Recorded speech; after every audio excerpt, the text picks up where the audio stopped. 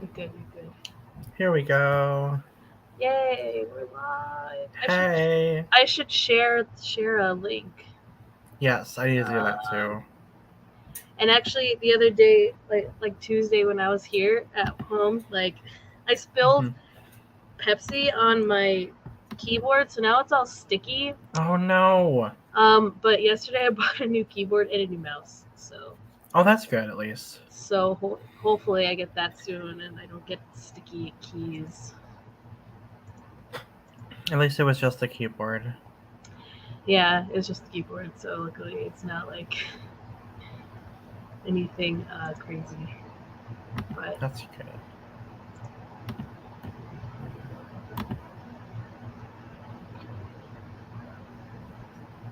Let me see. I'm trying to find. Now trying to find the stream.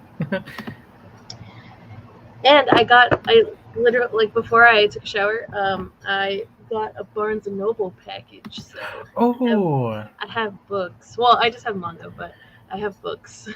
that's so funny because I just went to Value Village and bought like 6 books. So. Oh, awesome! I need to go like book thrifting. Like, yeah, I know there's like a couple book thrift stores in town. Well, I have to go when I'm not positive, when I'm negative. Yeah.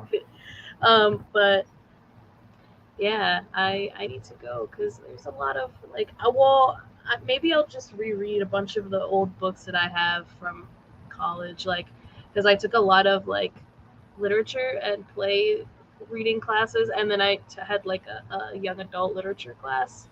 So I Oh, kept that's all those. cool. I kept all of those books.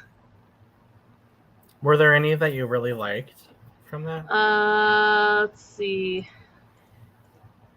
I have books like well, one of the classes I took that I loved almost every book, not all of them because some of them are kind of boring. Um, Hmm.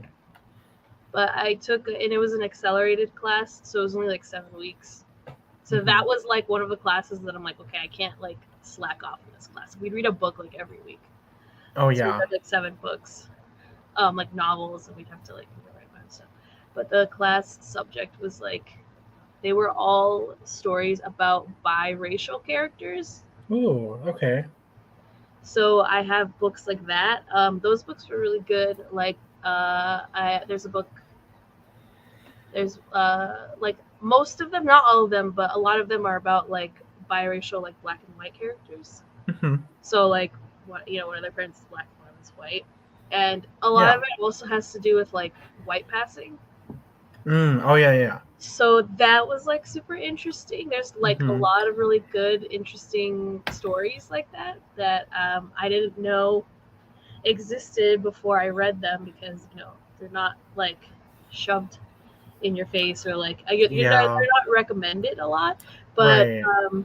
one of them that I really liked um, was Caucasia by Danzy Senna. I think it was Hmm. Danzy Senna. I That one's haven't a heard of really that. that one's really good. It's about a girl. It's like takes place in like the 70s. I think it's the 70s. But her mom is white and her dad is black, and her parents get a divorce, and Hmm. she has an older sister, but she's more white passing than her sister is.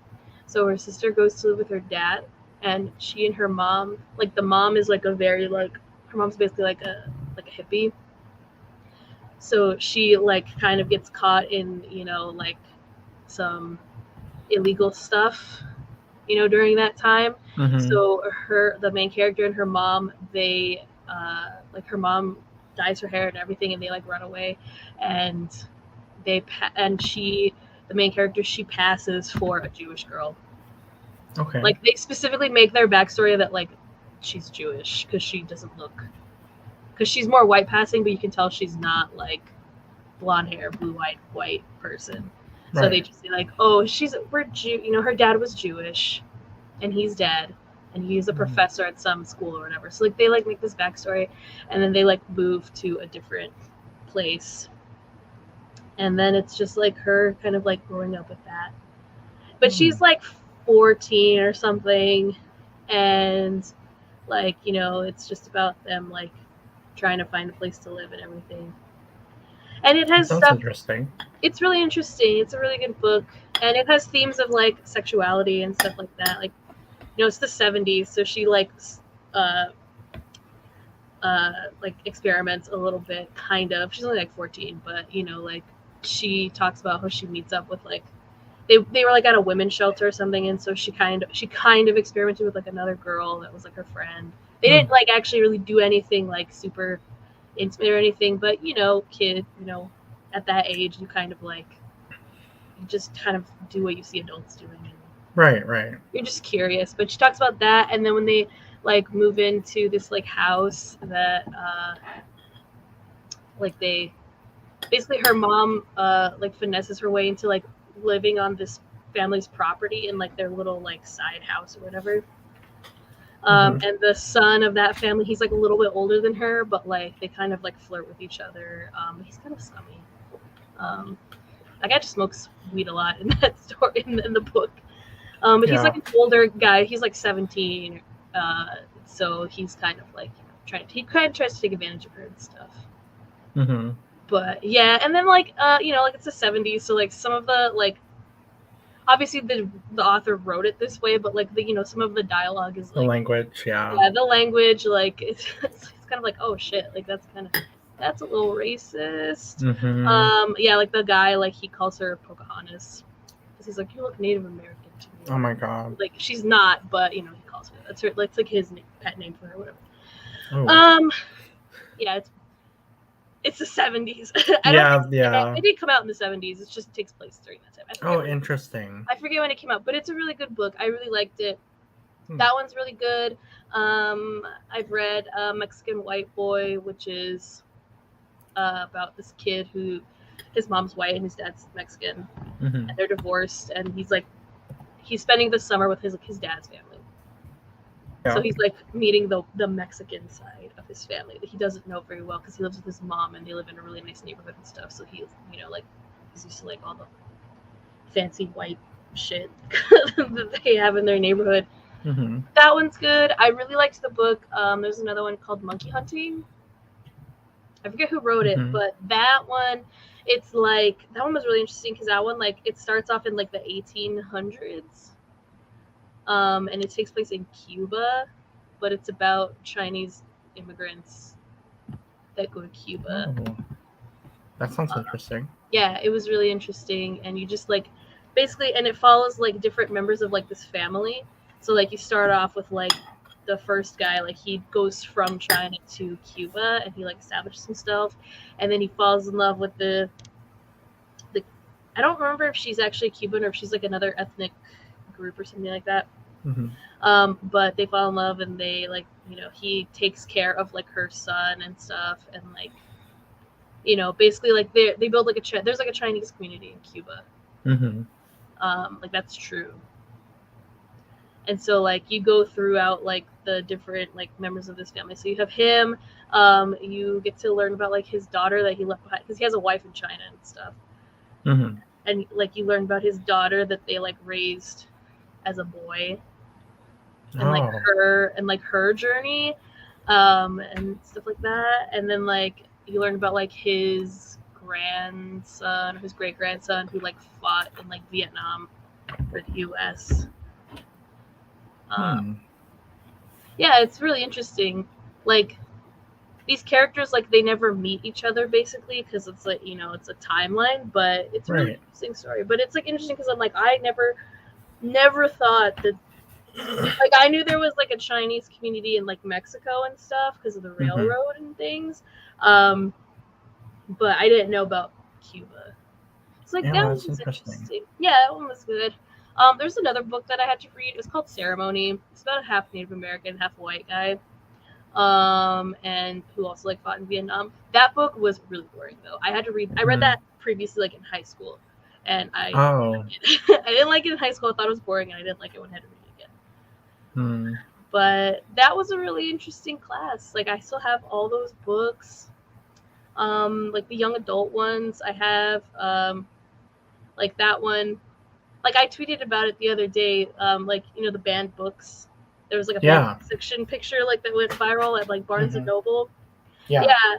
One of the books that I have is a banned book, and it's banned for the dumbest reason ever.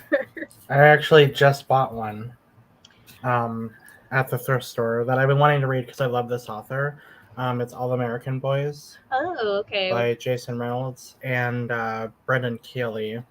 Ooh. You can kind of guess based on the cover what it's about. Yes. But I love this author. His writing is so like poignant and beautiful. He also wrote the one I read was Long Way Down, which was about a boy whose I believe his father gets shot and killed, and he takes an escalator um, downstairs to like try to get revenge because the guy who murdered him is at the bottom of the hotel.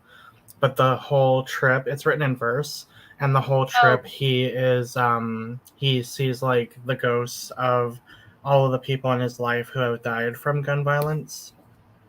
And it's kind of like a, will I do this horrible thing for revenge? Will I not? And it's really really good. It made me cry so hard. It's so poignant. there's Um, I have another book. Yeah, I have it somewhere. But it's like a book of poetry, and it's by Claudia Rankine. She's an mhm, African American poet. And that whole book is just like it has everything to do with like, well, I don't know if it was BLM then, but because it came out in like 2014 or something. Um, but I had to read that for a class, and then I used it for a different class.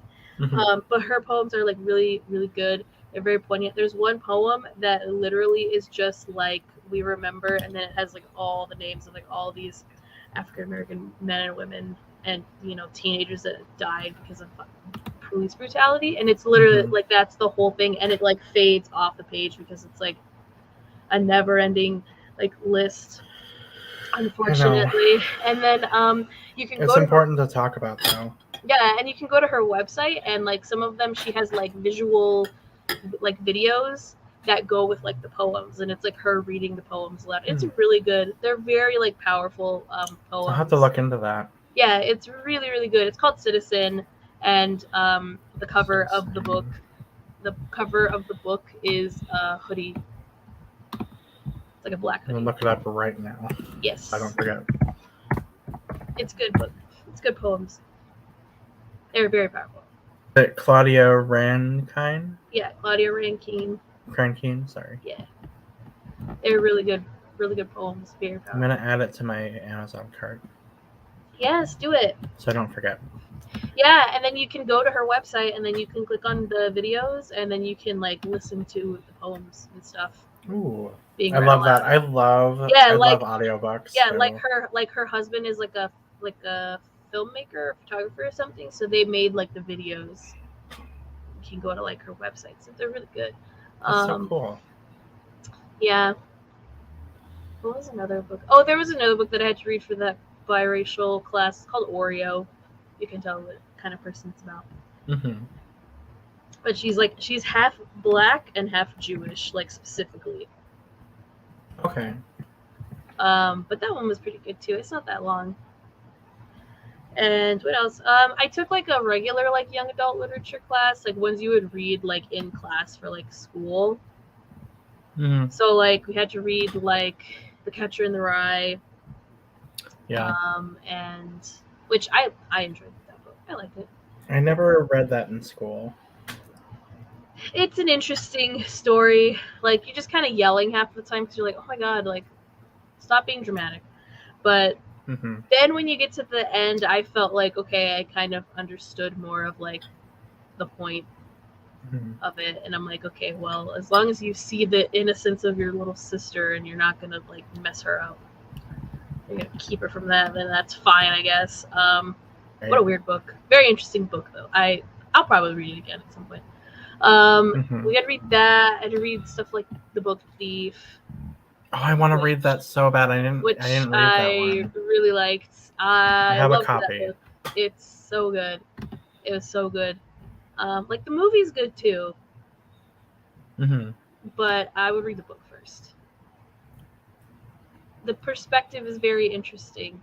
once you kind of realize like who the narrator is of the story, then you're like, oh, okay, I know exactly what kind of book this is going to be, but I'm still gonna enjoy it. Like, it'll be sad, but you'll still like, Right. you'll still get into it. And what else did I have to read? Oh, and then I had to read like boring stuff that everybody has to read, like Huckleberry Finn and like Tom Sawyer, which I don't particularly enjoy Mark Twain, and he's very boring. Me neither. Very boring books. I don't care too much about the characters. No, I think in that when we had to read those, I kind of like half-assed it because I didn't want to read it. Yeah, there's a few books that I totally spark note when I was in school. Yeah. Or even just like Wikipedia the main plot and totally wasted. And at the beginning, I thought that like a book like 1984 was gonna be like that for me, but no. When I actually had to read, because I had to read it for high school, and I think I spark noted it. I think the first time, but then I had to read it again for like a different class in college, and I actually sat down and I read it, and I really liked it. Yeah, I like that one. I was actually invested in the story, and I'm like, what's wrong with me? Why did I not do this? And I also think it's because there's a song it's based off of 1984 by well, here's my music part coming in. Okay, so like growing up, so my parents are like at the tail end of like the boomer generation. Yep. So my parents are in their early 60s now, but so they were in high school like in the 70s and stuff. Right. So while my brother and I were growing up, we listened to like music that like our parents liked and stuff. Like they have the control of the radio, so I can't choose what we listen to. I have to listen to my parents' music. That's how this is a cycle. We're all gonna have to. Our kids are gonna listen to what we want to listen to before. I know. Oh my god, that's gonna be so crazy. They're gonna listen to all of the emo music. Yep, like we're gonna listen to my emo playlist, whether you like it or not. Oh my gosh! But so yeah, my parents went to high school in the 70s, and my dad really liked stuff like Motown, and he likes all that kind of stuff. My dad really likes groups like Chicago and stuff. And what else does my dad like? He likes like old man stuff, Yeah. My mom was more into like folk rock, so like my mom really loves like America. Oh. Okay, yeah. I love America too. I've seen them in concert. Awesome concert. I think we sang like every song together. But I grew up listening to stuff like that. Like, well, all four of us went to that America concert because my dad likes them too. But my dad has to be in the mood to listen to like my mom's music that she likes. Yeah.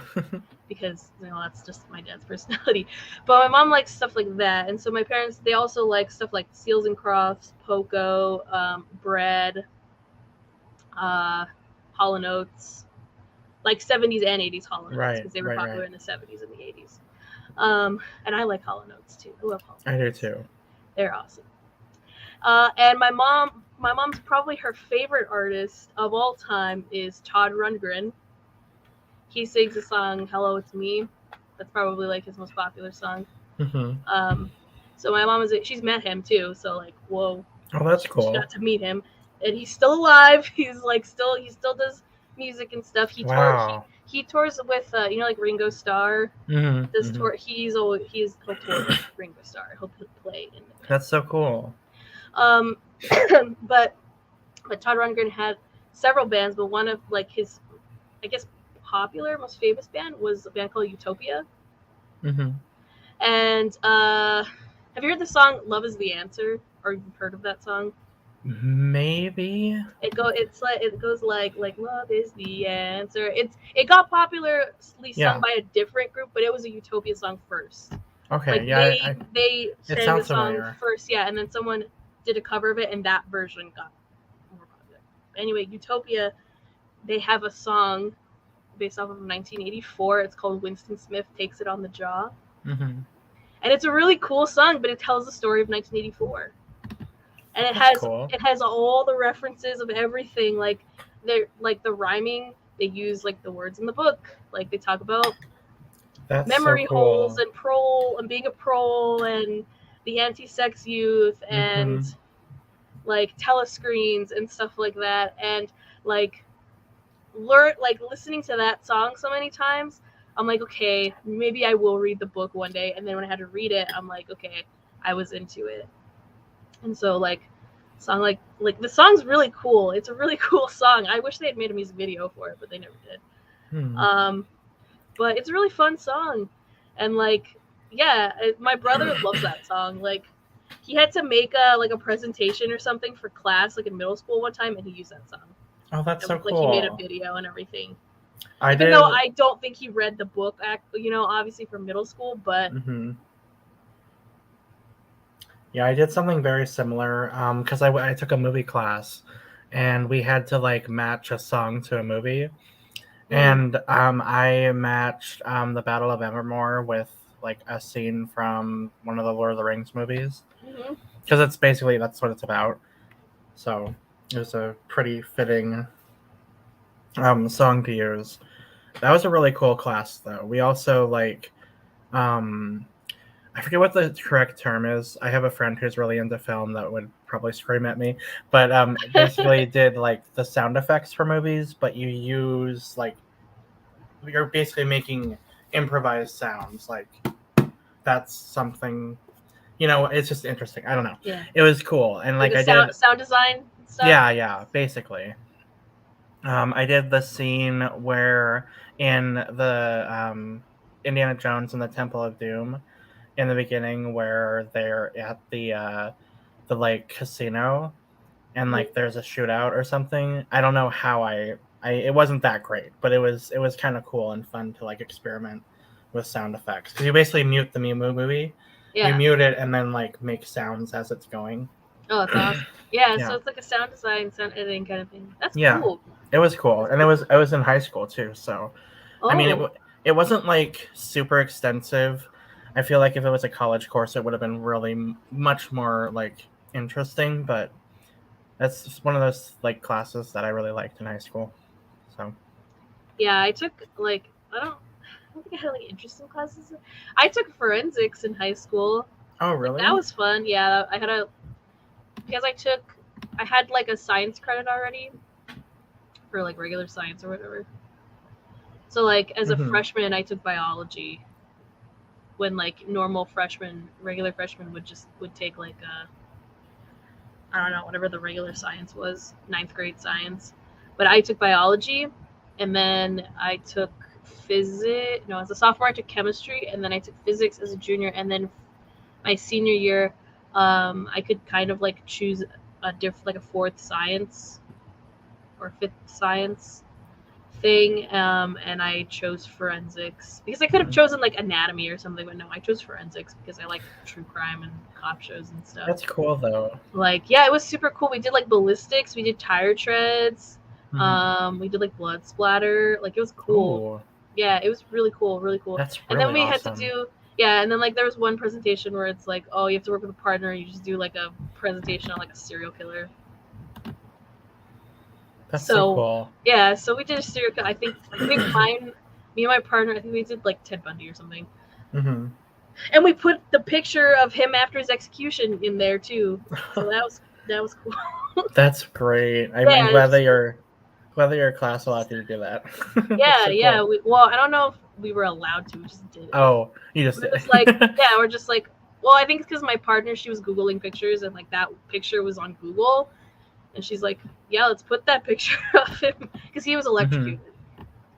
Yeah, That yeah. was that was how they, the death penalty. And so you see his fried. Ooh, Yeah. that's I so mean, scary. I mean, yeah, I get it. That's how they did it back then, but yeah. I mean, in ooh. the picture, he's dead. So, you know, Right, right. No, yeah. but yeah, no, that's creepy. Um, Mm-hmm. but yeah, so we did stuff like that. But yeah, and like yeah, no, just yeah, that kind of stuff, like the music and stuff, like I still really like all of that kind of music. Like I know my brother still does too, because we'll just listen to like on road trips. I will like, or if I'm driving in the car, sometimes I just play that old stuff. And actually, for Mm-hmm. one of my other classes, like where we had to write creative writing class and stuff. Mhm. This one was like where we talked about music. So we would talk about like concerts or like album reviews and stuff. And so the album review that I did was I reviewed Todd Rundgren's like second album or his third. I think it's his second like full album called The Wizard of True Star from like 1973 or 4. And yeah, I was like, I want to talk about this album because it's weird and I like it, and some of the songs it's just like random music, like he just plays stuff because he's like very like he's like prog rock, so he did lots of synths and stuff in the 70s before that was like cool, and before like more everybody was putting synths in their music and stuff, and he plays the guitar, and yeah, he produced like I think one of the first Hall & Oates albums in the 70s. Like he was the that's cool. Them. And then he also like if you've seen the what was that documentary that just came out that Edgar Wright did on was it The Brothers Flash? Was it on Netflix? No, it was in theaters. Oh, okay, I missed it then. Yeah, but Todd Rundgren's in that. He's in that documentary because he also like signed them or produced an album of theirs or something. And so they interview him and stuff. And so of course, like, well, one, my brother loves Edgar Wright, so we had to see it. But also, my mom sees 2 seconds of Todd Rundgren in the preview. She's like, "Oh, I have to go see it because he's in it." Oh. But yeah, he's cool. He's a cool dude. His songs are very like he is very like ahead of his time. Like he's very progressive rock. Like he did one of the first like one of Utopia's music videos would play on MTV all the time. What else? Daryl Hall from Hall & Oates. I don't know if he still does it, but he used to have a web show called Live from Daryl's House, and he would get like artists of the past and present to like go to his house, and they would like play Hall & Oates songs, and then like whoever the artist was, they would play their songs too. And they would just play them, and Todd Rundgren got 2 episodes. So one episode he went to Daryl's house, and they like and then they always make food on the web show too. So they like made sausage in that episode, and that was cool because it's like, oh my god, I get to hear Todd Rundgren sing Hall & Oates songs and hear Daryl Hall sing Todd Rundgren songs. Oh my god, it was like it's the coolest thing. That's so awesome. And they're both from Philadelphia, so like that's the other thing, because that's how they also know each other. They're from the same place basically. And then the second one that he was in, because Todd Rundgren like lives in Hawaii, like his main house is like in Hawaii, so then they went to his house in Hawaii, and you get to see it's like a cool house. And then they like roasted a pig and stuff at his house. So they just sang more songs. It was really cool. And actually, there's also an episode of Live at Daryl's House where Patrick Stump from Fall Out Boy is on there. Oh, that's so cool. So you get to hear Patrick Stump singing Hall & Oates songs. And then my god. You hear Daryl Hall and his band play Fall Out Boy songs. It's crazy. Oh my god. It's nuts. And I was like, that's so amazing. That was around the time I think that like Fully Out Did come out, I think. Like a little bit after that. Because they sing songs like up to that album. So it's from like a while ago. It's from like, 15, 12 years ago, whatever. So they're old, but you can still look at clips of like all of that on there. And he had like other people come on, like the guy from Neon Trees was on there. Who else did he have on? He had a lot of like, again, like more contemporary artists, and then like old artists from like the 70s and 80s and stuff when they were really popular too. That's so cool. I don't think he ever had like he didn't have like Lady Gaga or anything like that. Oh yeah. But, but he got some cool people, man. He got some really cool. And then of course there's episodes where it's John Oates. And they just sing Hall & Oates songs. But yeah, like that, like I really like that. It's like my mom's music definitely kind of like also like kind of shaped like my personality and stuff. Yeah. But I also like got into like the stuff that I like, on offshoot of that, like just as myself. But yeah, it's a good web show. You should check it out. I don't know if the website still exists, but you can, if you go on YouTube, and you just type in like live from Daryl's house, you'll find the clips and stuff. Okay. I don't know about the whole show anymore, but you'll find clips. And they're really good, and like they talk about stuff too. Like they don't just play music, like he talks, like they like do interviews and stuff. Mm-hmm. So it's like really interesting. And then like, you get to listen to songs that you maybe have never heard before. And it's like, oh, that song sounded really cool. Like the whole, like with Todd Rundgren and Hall & Oates, like unless you know which is whose song they're singing, they like when like I think they say it in the episode. They're like, when Todd sings like a Hall & Oates song, it sounds like he wrote it, like he would, like that would have been his song, and the same vice versa, because like they come from the same place and they were around the same time and stuff like that. Maybe they do things a little bit differently, but like, yeah, it's really cool. It's really interesting. Yeah, that's cool. Yeah, but you didn't know. I bet you guys didn't know I liked music and stuff too. Yeah, so I did that. I did an album review for that class, and then that was when I saw Fall Out Boy here. They came here, and so I was in that class at the same time, and so I did my like concert review on Fall Out Boy when it came. That's so cool. So yeah, that was really cool. That was a fun class. I liked it. And then I've taken like a screenwriting class and a playwriting class. Nice. So I've done a lot of writing and stuff to the point where me too. I want to go back to school and get a master's degree. Ooh. So I've started to look for programs that look interesting to me that have to do with writing. Maybe not just writing in general, but there's one at Emerson College that looks interesting. That was like publishing and writing. And like you kind of go into like the whole self-publishing thing. So I don't know about that, but I want to see. That's cool. I want to see what kind of, and of course UTEP, where I went to school here, the university here, they also have a master's in creative writing. Oh, that's awesome. That's where I got my bachelor's from, and so I can get. That's like my backup is like, okay, if I can't get in somewhere else online, then I'll just do the UTEP program, which is also online. Well, cool. I hope that works out for you. Yeah, thanks. Me too. I miss school a lot. Like, I kind of wish I was still in school. Because then that'd be the only thing I have to worry about. But with a master's, I'm going to have to, like, work and go to school at the same time. So an online master's degree is, like, the one that makes the most sense to me. Yeah. Where I can still, like, work and then go to school after work.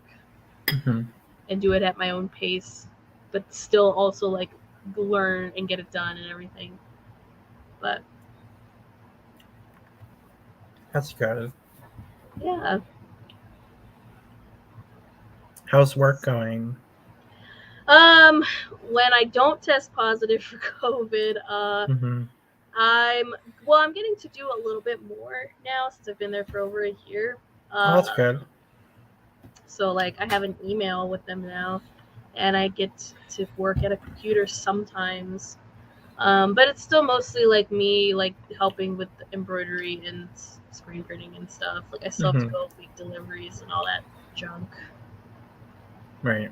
But the day goes by pretty fast, honestly. If I keep myself busy and I'm doing stuff, like the day goes by fast. So it's okay. That's fun. It's fun. I mean, hopefully by going back to school, I have more of an opportunity to like intern while at school, or I come out of school like knowing people who want to hire me in a different job that like actually makes like really good money, so I can move out. Yeah. So excuse me. So like hopefully that happens. Like, I mean, this isn't my dream job or anything. Like, right. It's still... Because, sometimes, like, I sit there thinking, like, I have a freaking bachelor's degree. Like, I'm better than this. Like, I'm only getting hourly, and it's not even, like, it's a little bit above minimum wage, and it's, like, Right. It's not the best. I mean, I get paid every week instead of every 2 weeks. But even then, it's still just like I'm making less than what I made in my previous job. like $2 less maybe. Oh. But my old job was at a crappy call center, and I would not want to go Yeah. back to something like that ever No. again. That's why it was so high, is because it's a crappy call center. Yeah. But Well, and that's they also they like, know that people will only go there because of the pay, yeah, and then they have such a high they're turnover. pretty awful. Yeah. Well, yeah. One of when all this stuff happened in 2020, like one we had to, because one of the places, like, okay, so I did like sales for like AT&T, Mm-hmm. like, but specifically like DirecTV customers. So like Yep. I would be calling someone who already has DirecTV, but they don't have like the movie channels. So like they Mm-hmm. don't have HBO or Showtime or Stars or anything like that. So I would be calling them like, hey, do you want to get Showtime or Stars for like $6.99? It's half price. You get it for a whole year, half price, and then at the end of the year, it just goes up to full price. You Mm-hmm. don't have to keep it. You can, choose to remove it whenever you want, but Yeah. we want to give you the opportunity to enjoy Stars. Excuse me, if you like this kind of show. Mm-hmm. Excuse me, you're gonna love Stars. But we couldn't say like give it a try. Like, I can't say. They don't Right. want them to try it. They want them to keep it. Right. I can't say, oh, you can cancel at any time. I can't say that. Enjoy it Yeah. for however long you want, and then see how you feel after a couple months with Stars. Mm-hmm. And then like other campaigns like Showtime, they would have like a rebate, so they'd get like a $50 like gift card from Showtime. Mm-hmm. Except there'd be this like there's like a convoluted way that you have to get the gift card. Right. And so like I would have to tell them like, oh yeah, you can totally get the rebates, $50. All you have to do is visit ShowtimeATTRebate.com. You fill out a couple questions. It's not a couple questions. They have to like fill out like they have to fill in their information, plus show three separate bills that say they had Showtime for 3 different months, and they Wow. have to add that, and then they get the rebate, which will come to them in 8 to 12 weeks. Oh wow. But you don't have to like say all of that. Only if they Right. ask, how long is it gonna take to get to me? 8 to 12 weeks. Normally they wouldn't ask, but if they ask, you have Right. to tell them. But Mm-hmm. normally all I have to say is just go to ShowtimeATTRebate.com. You fill out a couple questions, and then you'll get your rebate in the mail, and you'll be able to enjoy $50 Visa gift card or whatever you want. You can even use it to pay for your 3 months of Showtime. Right. Like, yeah, like they're gonna do that, but whatever. So we would do that, but then when like the Rona happens, Mm-hmm. a lot of customer service stuff for AT&T was actually like outsourced out of like the Philippines.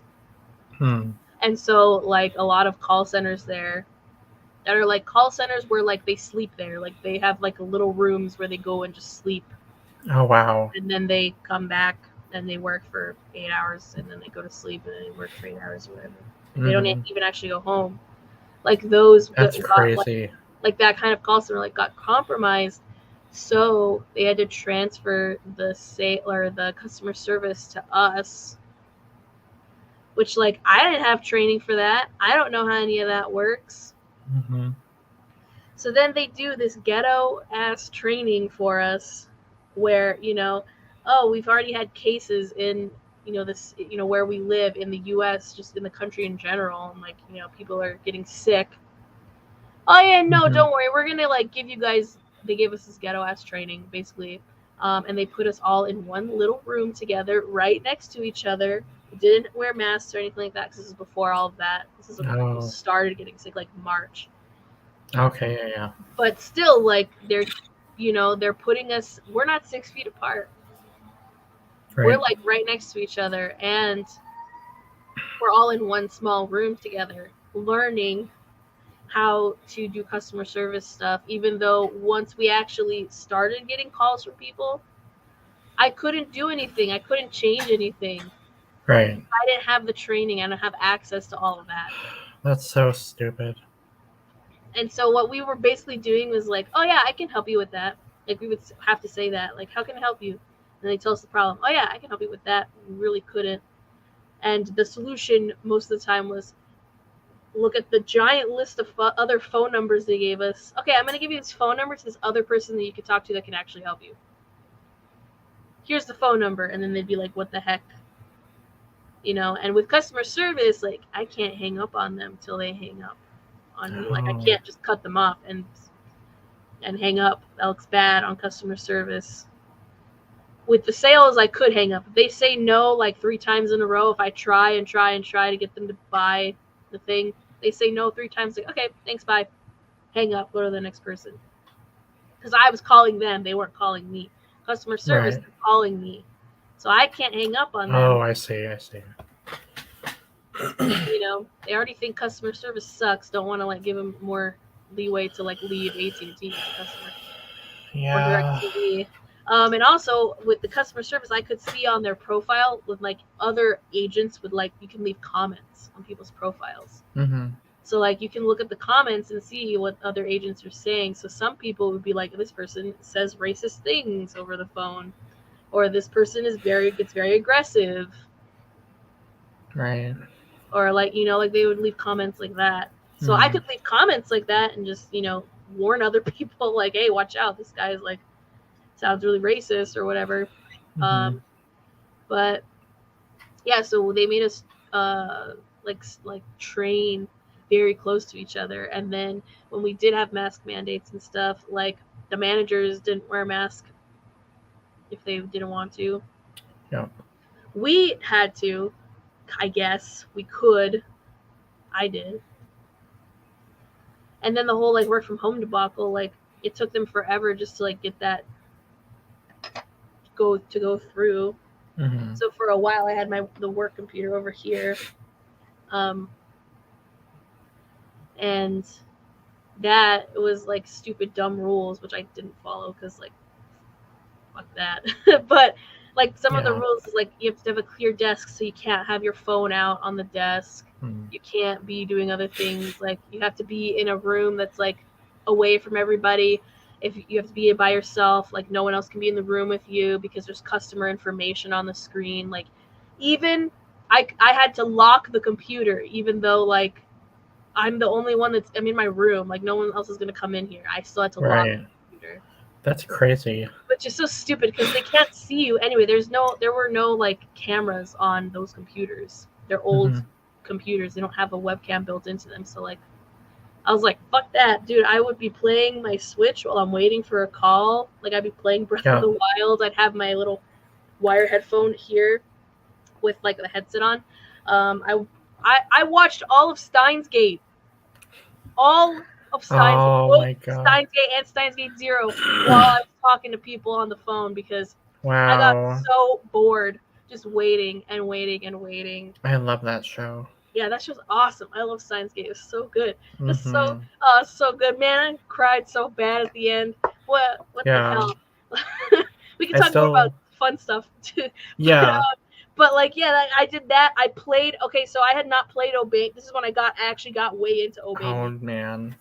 Because before, when the game first came out, I had just downloaded it because I'm like, oh, it looks cool. But I didn't get past like a certain level, like at the very beginning. But then I'm working here. They can't see me. I have nothing else to do. So I'm like, oh yeah, I have that game on my phone that I didn't start playing. Right. I had like saved up so much like AP, like game currency basically to like play levels and just continue. Right. Like I had saved up so much up to that point that I just flew through the main story of the game like within days. That's crazy. Because I just had accumulated so much in the game, I could just, do everything really fast. And that's how I became obsessed with the game. So, thank you, Alorica, for letting me work from home. and watch anime and play my Switch and my phone because you can't see what I'm doing. Haha.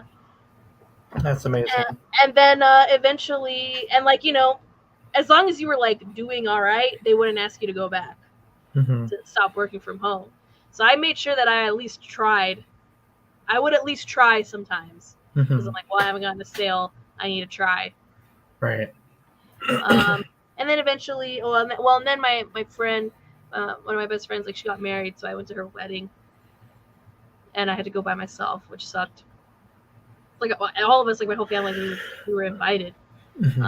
but my mom couldn't take off. My parents could take off work, and my brother was still going to school and everything, and so I had to go because I was in the wedding. Mm-hmm. But I went, and when I came back, that's when I just decided, like, you know what, fuck this, I'm gonna leave. So I just said, I lied to them, and I said that I got a new job somewhere else. I made something up, and I was like, yeah, Yeah. like literally the day I came back and had to work when I came back from the wedding, I was like, I'm gonna put in my 2 weeks. I'm gonna resign. And they were like, oh no, where are you going? And I'm like, I got a new job. I got an article writing job for a website. Yeah.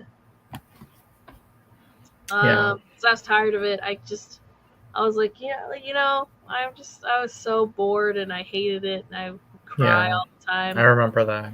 Yeah, so I was just like, fuck this. I'm just gonna leave. And so then I left and I gave them back their computer and the headset and everything.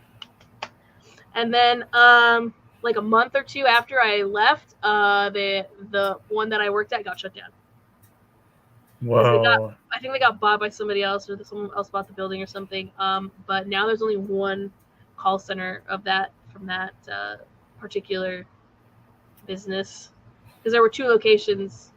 There was one here on the west side of town, and there was a smaller one, and then there's one on the east side, which was like multiple stories in a bigger building.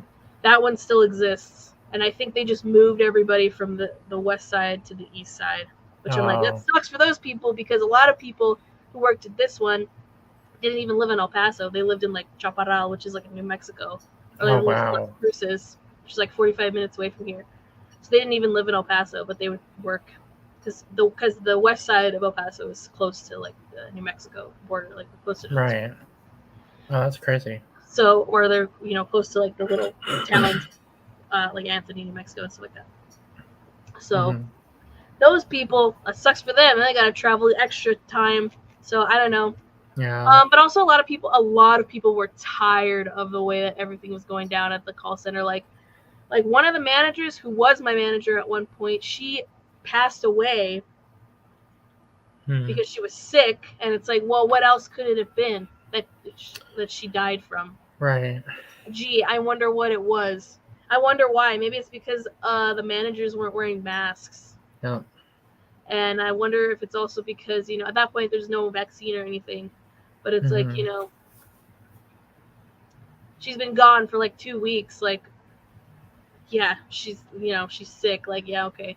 Like, they had a big meeting of all of us. This is before I quit, obviously. But wow. They had a big meeting where they're like, they just, we were all on teams because we're working from home. And then they basically just sit down. It's like, yeah, so she passed away. And like, there's people crying and stuff. Like, people were sad, and I'm like, sure, some people obviously she was a really nice lady. She was my manager at one point. She was a really nice person. Mm-hmm. But I didn't cry or anything. I didn't know her that well. But it was sad. But I'm just sitting there like, you stupid fucking manager people, like the guy in charge. I'm like, you're a fucking idiot. Like, you got all these people upset and crying and stuff. Like, you just think that like everything can go back to normal after you say, okay, all right, let's have a moment of silence. Okay, everybody go back to work. Wow. We're going to have like a grief counselor if you want to talk to somebody for 30 minutes, but then you got to go back to work after that. Like, no, like, what the fuck? Like, you guys literally, they would never tell us if we were working on site. They would never say if somebody tested positive for corona.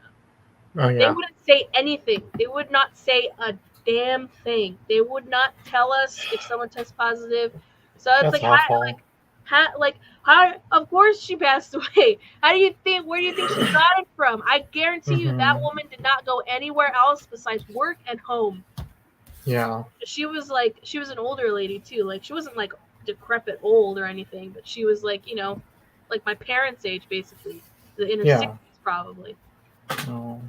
or late 50s or something like that. Like and I'm like, I'm pretty sure the only places she goes to is work and home and the grocery store maybe to go buy groceries. Right. So it's just like, what the fuck? Like I was just tired of it. A lot of people were tired of Yeah. it. Like I might. There's I think their Facebook page is still up for some reason, even though they've been Oh. closed for however long. But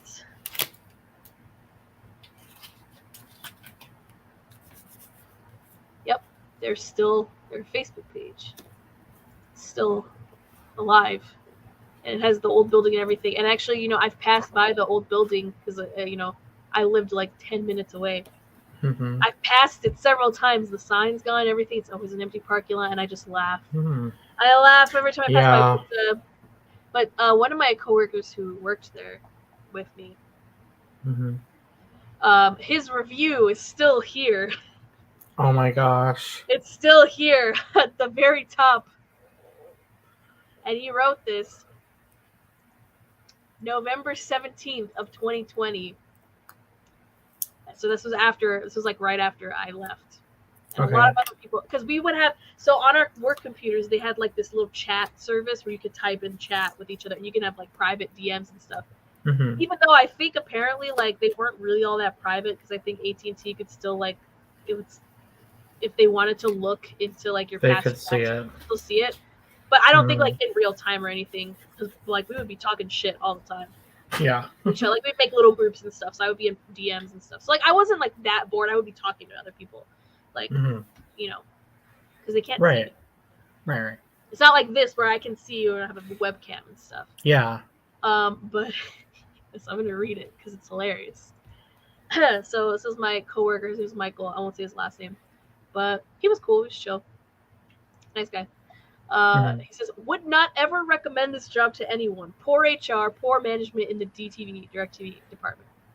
Many people have left the site due to differences with management, and couple managers have left themselves. Oh yeah, one of the nicest ladies. She worked really hard to become a manager apparently, and she went back to being on the phones. Wow. She stopped being a manager. I think she was just tired of it. Like she went to go train at a different facility, like specifically for as a manager. Mm-hmm. And she had come back. And she'd Yeah, be my manager. that's very telling of a company is when she was super nice and everything, and she went back mm-hmm. to being on the phones because I don't know, either maybe her team wasn't doing well or she just was like fuck that. Mm-hmm. Okay. Main manager Matt, I won't say his last name either, wanted all employees to come back on site during a huge spike of COVID cases. They have had several cases of COVID employees, including one death, yet risked employees' health and kept it hidden from agents. Matt has no respect for his employees whatsoever. HR rep Norma does not help at all due to close relationships with managers. Matt as well has threatened people with their jobs if they don't cooperate on coming back to site. You can work here for years. Excuse me. And we'll still get the same base pay at $10 an hour, which is true. There was some lady that had been working there for like 7 years, and she was still getting the same pay. Wow. She was still on the phones. She wasn't even a manager. They lied to you about commission rates you may receive. Oh yeah, people would wait months to get commission if they did really well sometimes. Mm-hmm. Even though they said they would pay commission every month. They will continue to bash at you and blame you for computer issues that are out of your control. I never had a job that gets upset with you and doing your most hours. Alorica West needs to reconsider who they have as an HR rep and at management for a DTV branch. About over 20 plus employees have left within the last 3 months at Alorica West. If you don't meet their sales expectations within the first 2 hours of the workday, they send you home without pay. This is not a great place to work for people who want to work. Wow. That's crazy. Yep. and that's like that's the most recent review. Mm-hmm. But it's just funny that their stupid Facebook page is still up, and they don't exist anymore. Like their last post was January 20th of 2021. You know, they're one of those companies that's like, oh yeah, hey guys, we got nachos for everybody in the little break room area, the little cafeteria area, lunch area. You know, you can get nachos at lunch for free. How awesome is that? Oh guys, we brought popcorn for everybody that you can enjoy. Like they give like incentives like that. But then they don't pay you well or yeah, but then it's anything like that. Yeah, but then it's like, oh, you weren't doing good in the past 2 hours, Dylan. You didn't make any sales. Okay, well, you got to leave because you're not making sales. Bye. That's awful. I gotta send you home. See ya. Like, what the fuck? I wouldn't work there. No, don't ever. And actually, it's really funny because, like, I put my resume back out again. I need to redo it again. I need to take it off and redo it. Mm-hmm. You know, because I am still looking for like a better job. You know, this is just like temporary what I'm doing right now. But I got an email and they're like, "Oh my gosh, you should totally work for Alorica." And I'm like, fuck no. I know it was like an automated email, but I'm like, why are you? I sent a reply back. I was like, I am not working for Alorica again. Do not send me any more emails. I do not want them, and they have not emailed me back since. So. Wow. But anyway. That's my job history in terms of that. So that was fun. I mean, I did learn a lot. Like, you know, I did actually learn stuff there in terms of like how to make a sale and stuff. Mm-hmm. So, you know, it should be a little bit easier to kind of like do something like that. But, you know, when it's a scummy way, don't want to do it. Right. But hey, man, at least I got to watch Steins Gate. I got to watch Steins Gate and play Breath of the Wild. That's amazing, at least. Yeah, and they didn't know. Because I would have They didn't need to know. Yeah, I would have my wired headphones. Like, I'd be watching it on my iPad. I just have my one wired headphone in one ear, and then I'd have the other. Mm-hmm. The other ear would be free for my headset. So, like, sometimes I would just pause it while I would be on the phone, or I would keep watching while I'm talking because I would know my script already. But yeah, that's a great show. I should watch it again so I can pay more attention. Yeah, I still haven't seen Steins Gate Zero, even though I've owned it for like 2 years. It was interesting. I liked the first season better. Mm-hmm. Because like Steins Gate Zero was more like it's alternate, right? Yeah, it's like an alternate thing. It's like, oh, what if this didn't happen and this, like, you know, what if something slightly different, and then like there's like a couple new characters. Mm-hmm.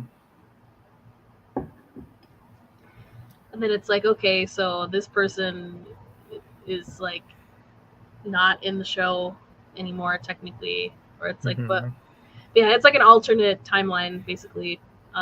Interesting. I mean, I still liked the first series better because I liked the way it ended. You know, it was like good ending, like it's fine, everything's fine, it's good, no qualms there. With Steins Gate Zero, the choices that they made, like that they make, and then like the ending, I'm like, that was dumb.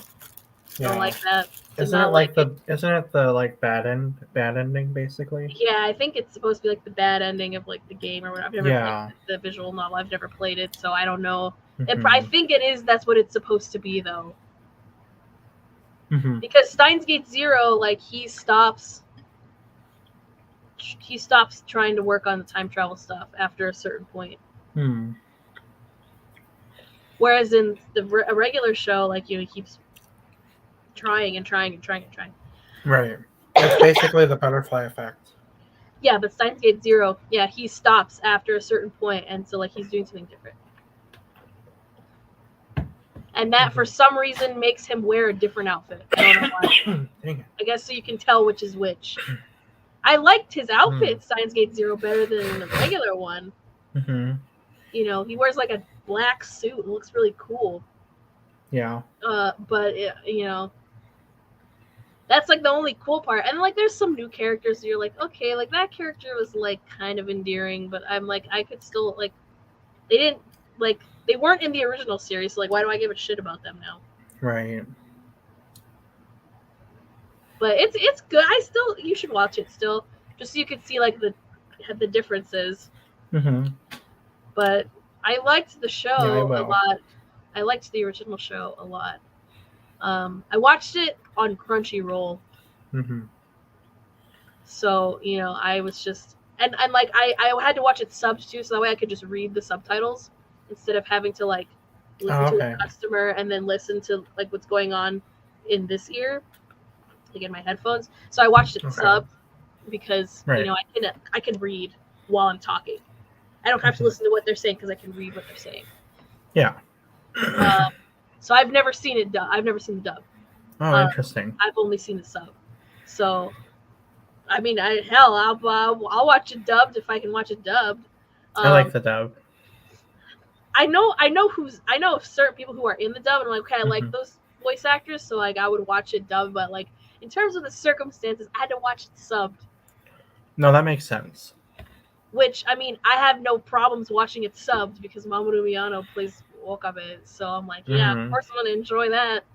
Right. I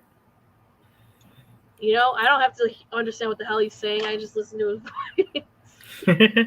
But that show was really good. I really liked it. So I highly recommend Steins Gate to anybody. Mm-hmm. Me too. Who Excuse me. who hasn't seen it.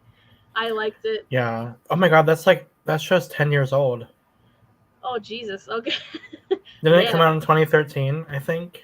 I don't know. I've only watched it like in 2020 was when I first watched it. So it had already been out for 2011. Wow, oh it is 11 years old. 11 years old. Damn. That's Wow. old compared to anime standards. I remember when it was airing. It was like right after high school for me. See, 2011, if it was, 2011, the beginning of 2011 was the end of my junior year, and the end of 2011 was the beginning of my senior year in high school. Oh, okay. I graduated in 2012. I graduated in 2010. That's how old I am. That's how old we are, guys. Yep. We're very close to age. It's my 10-year reunion this year.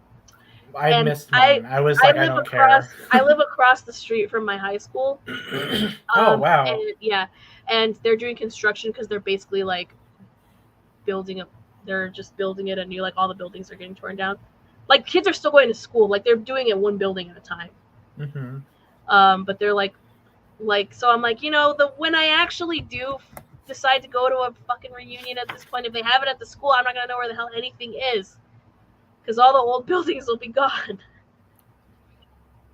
That's crazy. But yeah, oh my god. It's 10 years ago. Ugh. I know. Ugh, gross. Yeah, there was like a thing on Facebook about my high school reunion, and I literally could care less because like I was the kid who had like 2 friends, and that was it. A lot of my friends in high school were like a year younger than I was. Mm-hmm. But like by the time I was a senior, like most of my friends were like juniors. So I would talk to the people I had classes with. That's pretty much. I didn't like hang out with people outside of school too much because I did theater and like it was community theater, and it's all over the city. So I had friends that were my age who were in the same grade, but we just didn't go to the same school. Mm-hmm. But we would be in plays together. So like and then also at that point, like I had a lot of online friends. Right. That were we weren't the same age, but we were around high school age. I was maybe a little bit older, a little bit younger. So like I had a lot of online friends at that point. And now at this point, pretty much all of my friends that I talk to every single day, online friends. Yep, same here. So the only people I text, like actually text message, like via my iPhone text messaging app is like my mom, my brother, and my work. Mm-hmm. Yeah. Like those are the only people I text. Everyone else I text on like text apps like WhatsApp or Line or Discord. Twitter. Because I don't have their actual phone numbers. But Right. yeah, let's see. Well, I have kind of been watching some shows like as they air. It just depends though. Like the past few years, like if it looks good to me, like maybe I will watch every episode when it airs or comes out or whatever. Yeah, I never got good at watching things as it airs. Like seasonally. I'm very impatient. You just want to binge it all. Yeah, I'd rather And marathon it. that makes sense. That makes sense to me. Like, why have to wait when I can just wait for it all to come out and then just watch it all at once? Yeah, I usually just wait for the Blu-ray and buy it. Which is weird because like I don't know what the way I spend my money is probably not very good, but I mean, oh same. well. Well, I pre-ordered Skate the Infinity on Blu-ray. I did not. I saw that price and I was like, I'm you know okay. What? I was like, you know what? I can do Sezzle payments. So that's what I've been doing. Yeah, that's a good idea. Because I also bought, I forgot what else. I bought something else at the same time, so that way I could make sure I do the Sezzle payments because it has to be over a certain amount. So I was like, okay, I'll pre-order that, and then also what's like on sale that I can buy that I don't have that I want. I forget what I ordered. What did I order? Hold on, I gotta see. What did I order from Right Stuff? Yeah, PayPal does pay later too. Sometimes I do that. But I'm gonna see what else I ordered because I can't remember what it was. But it was something that I was like, into that I wanted, and I'm like, oh, it's like on sale, cool. What did I? Oh. This is like one of the first times I bought from Right Stuff, so. Yeah, I don't really like Right Stuff, so I don't buy from them anymore. But that's a whole nother story. That. Oh, okay. I bought. I could tell you, but. Sure. Oh yeah, I bought A3 on Blu-ray. The spring and summer part on Blu-ray. I bought that. That was there. It was less than $50. The retail price. Good. The retail price is $64.98, and the price that I got for it was $48.74. And then I did Skate the Infinity because, it was like a discounted price pre-order thing. Oh, that's true. So it's only $119.98. Yeah. So I'm like, you know what? If I can pay in payments, then I want to do it because I saw what comes with the Blu-ray and I wanted it so bad. So I'm like, you know what? Yeah, I'm gonna get it. I probably will never watch it on Blu-ray because I just watch everything on my computer and not on my PS4. Right. It's like my TV's over here, but my computer's right here. And I don't have a Blu-ray player or anything. Well, there's one downstairs, but like I don't want to watch anime downstairs. I'll watch it in my room. Yeah. And it's like I still have the app access to like Funimation and Crunchyroll, so I can just watch it there whenever I want because I pay for membership. Right. But I want the Blu-ray because it comes with cool stuff, and that way I can say I have it on Blu-ray. I'll never probably watch it, but it's good to have it because like you never know if they'll take it off or. Yeah, exactly. That's because I know that like what was it? Sony bought Funimation, and then I think Crunchyroll took a bunch of Funimation shows on their website or something. So I don't know. Yeah, and then Sony bought Crunchyroll. I don't know. I feel like. And then they merged them together, and now it's all one big conglomerate. And I'm like, yeah, because Sony is a piece of shit. Mm-hmm. Have you seen the movies they make? Yep. Have you seen what they've done to Spider-Man? Like the only reason the Tom Holland Spider-Man movies are the way they are is because of the deal with Marvel that Sony has. Yeah. And because it's like, well, it's technically their MCU movies, so we have to do them the way that we want to do them according to the MCU. And MCU's got a pretty good track record, I would say. Like, I like the Sam Raimi Spider-Man movies, maybe not the third one, but I like the first two. Those are good movies. Yeah. The Andrew Garfield ones are shit. I know a lot of people are like now they're like, oh, I've always loved it. And so like, no, you didn't. No, I you didn't. kind of liked them. I didn't love them, but I kind of liked them. Okay, there's some people that are like that, but like in terms of But people that are just now saying that they liked them the whole time, like no, you didn't.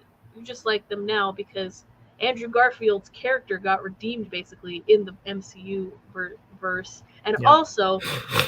also he is a good actor. Like it's Mhm. just Spider-Man movies that he did. The scripts were fucking terrible. Yeah. Like to be honest, I think he should have won Best Actor, but that's just me because I really liked him in Tick Tick Boom. I cried. Like I legit cried at the end, like even though I knew what was gonna happen because Mhm.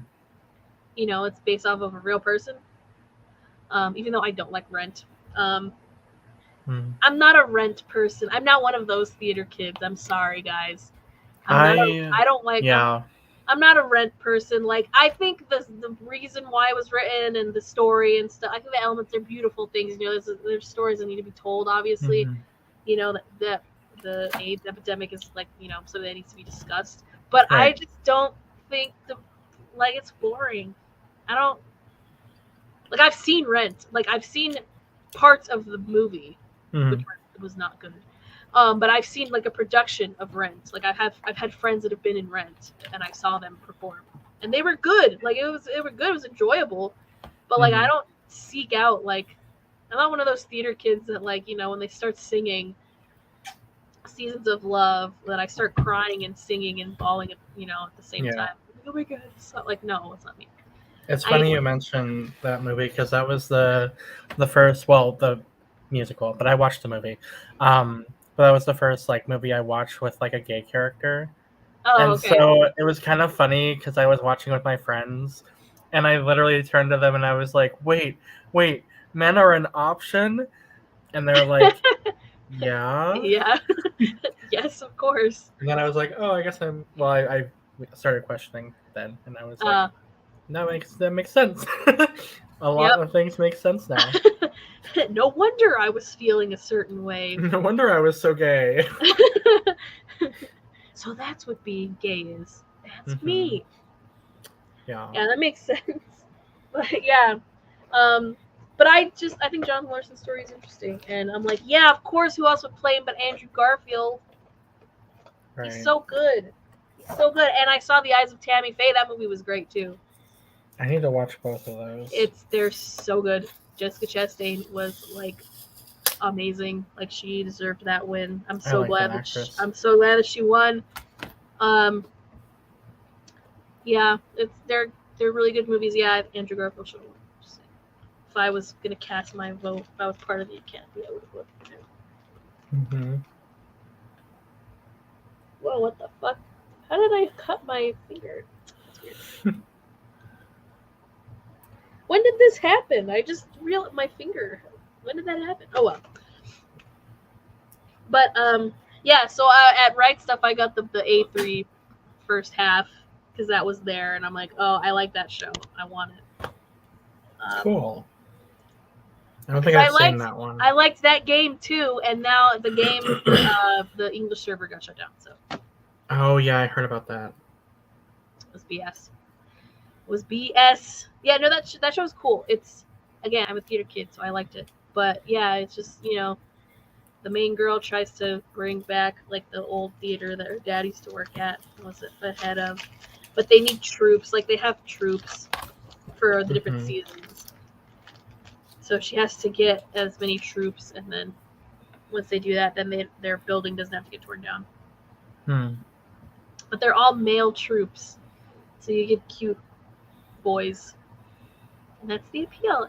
And it's cute and it's That's fun. good enough for me. Yeah, exactly. That's also why I watched it because I'm like, oh, they're cute boys too. Hell yeah, I'm gonna have a favorite in every troop. And then I did. And then the English dub came out, and I'm like, oh, this is interesting. Who are you going to get to voice these characters? And then I'm like, okay, that's interesting casting. Maybe I would have switched these two people around, but it's the dub was interesting. I only watched a few episodes dubbed because then it stopped getting dubbed because of COVID. Oh. And then they would never like announce that like, oh, a new dub episode is out. They never said anything. So I think it fully is dubbed now. I can't remember. I don't remember. All I know is that basically every guy at Funimation is in this show, pretty much. Yep. Almost.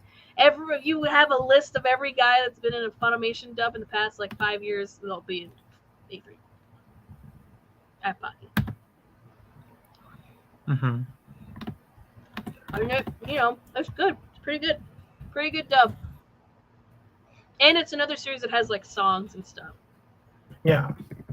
Not in the show, but like they have character songs that you can listen to like on Spotify or like Apple Music and stuff. But it's good. I really liked it. It was very cute. I liked the game. It was a little confusing, but it's not an Ultimate game. Oh, really? Yeah.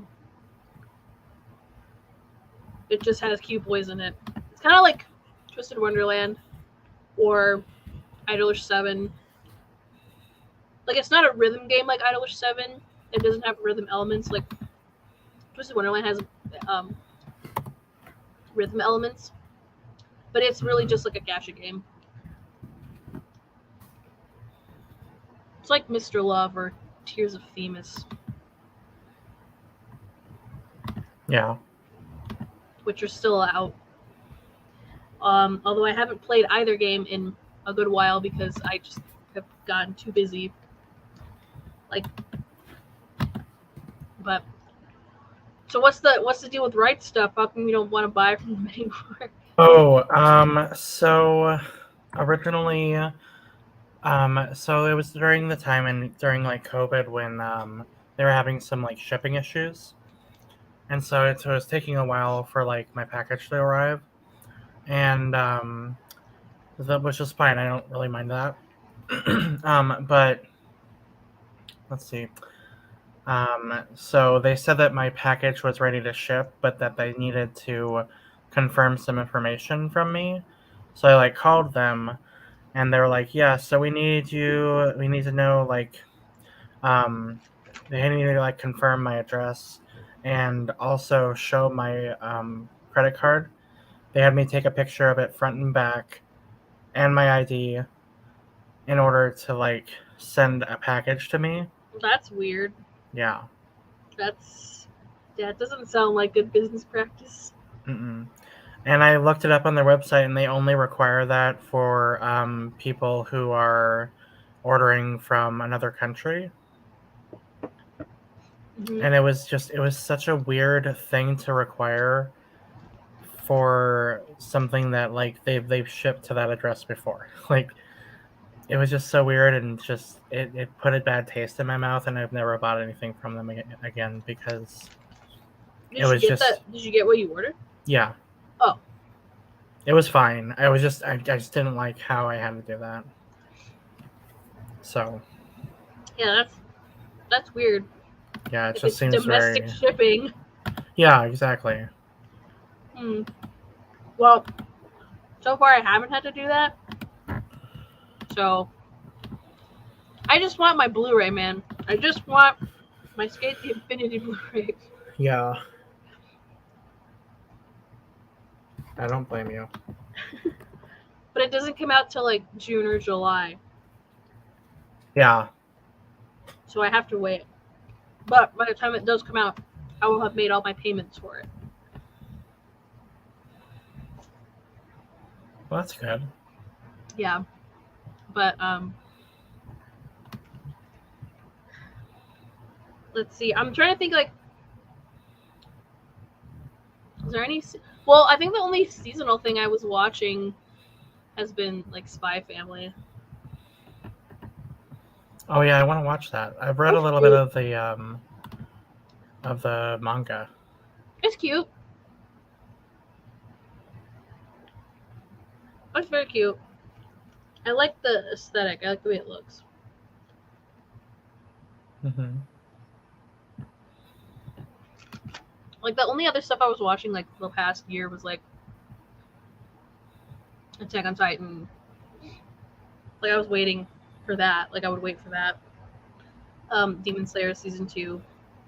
But just the like second, just the Entertainment District Arcs part.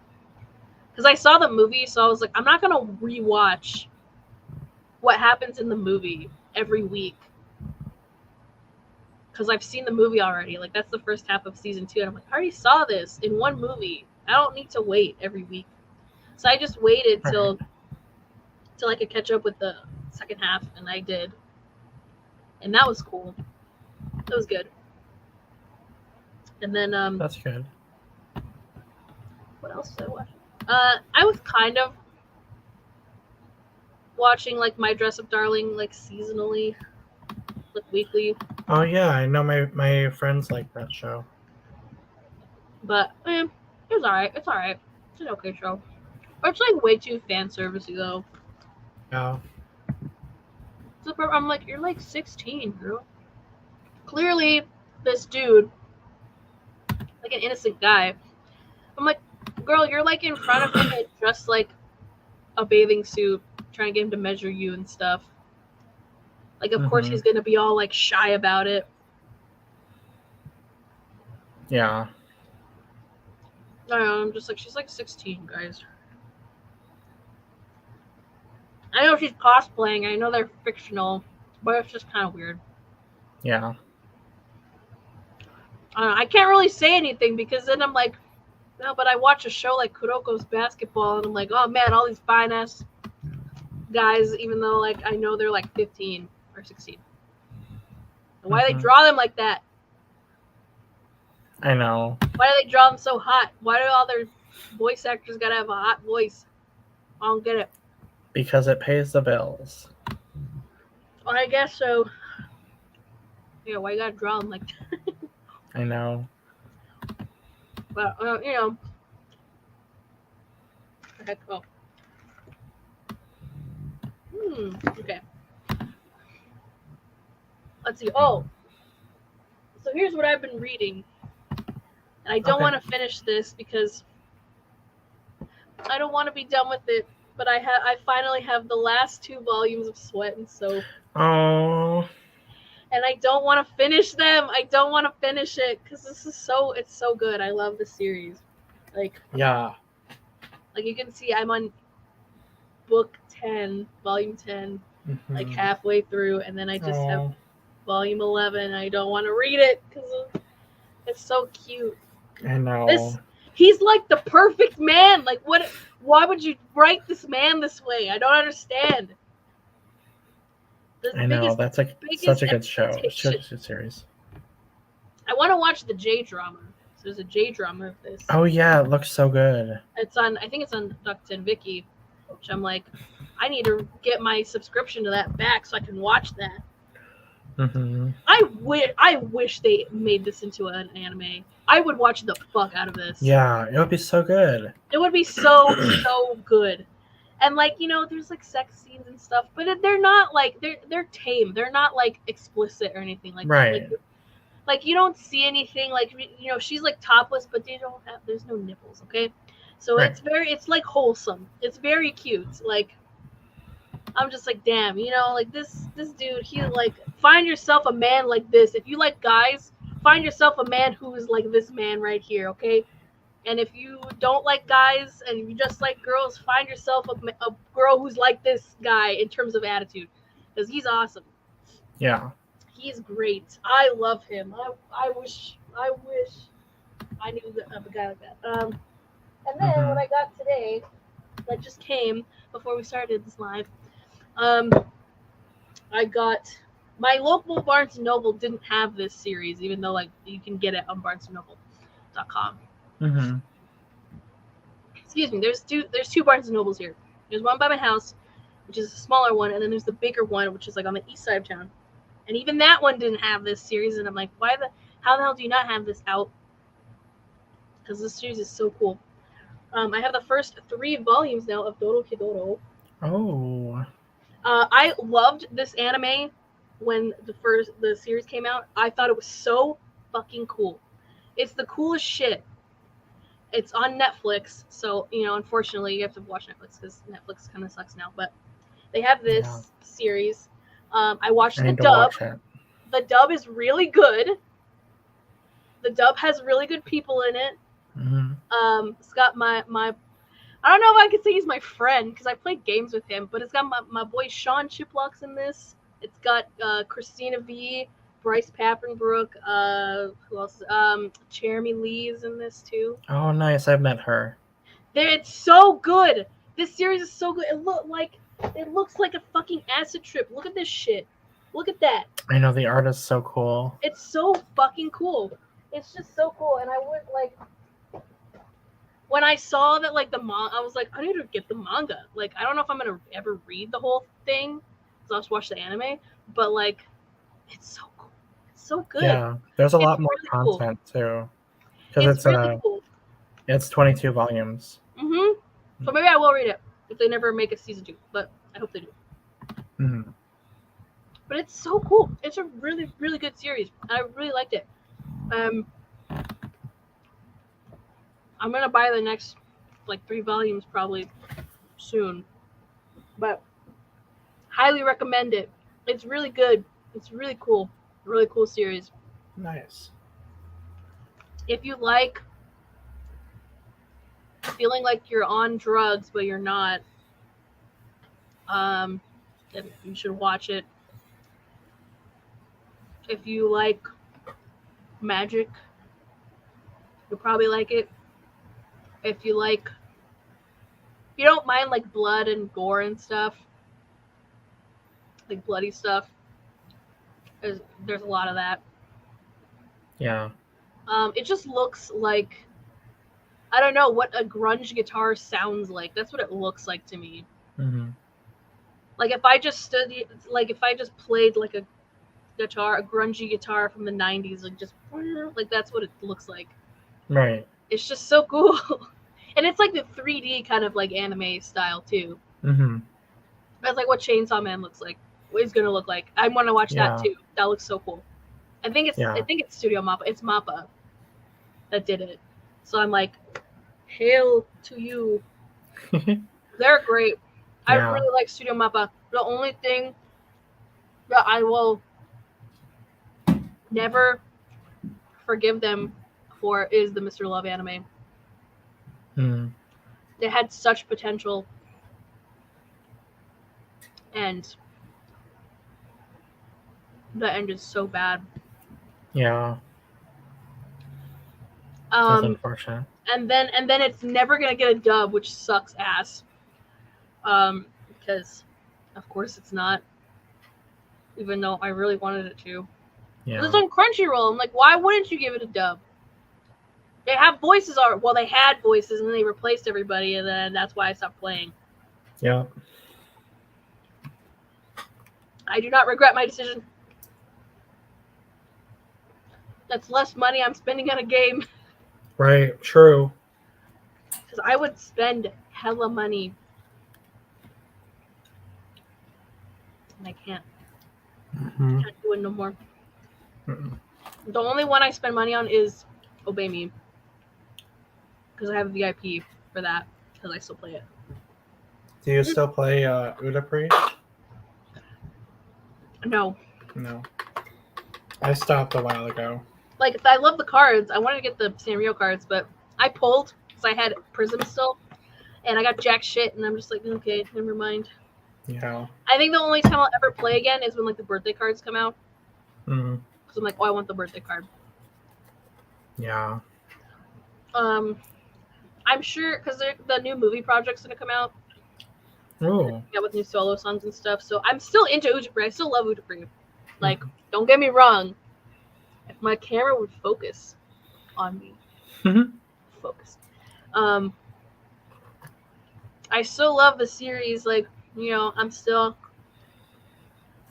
into it and everything. I just don't play the game anymore. Because it takes up a lot of time.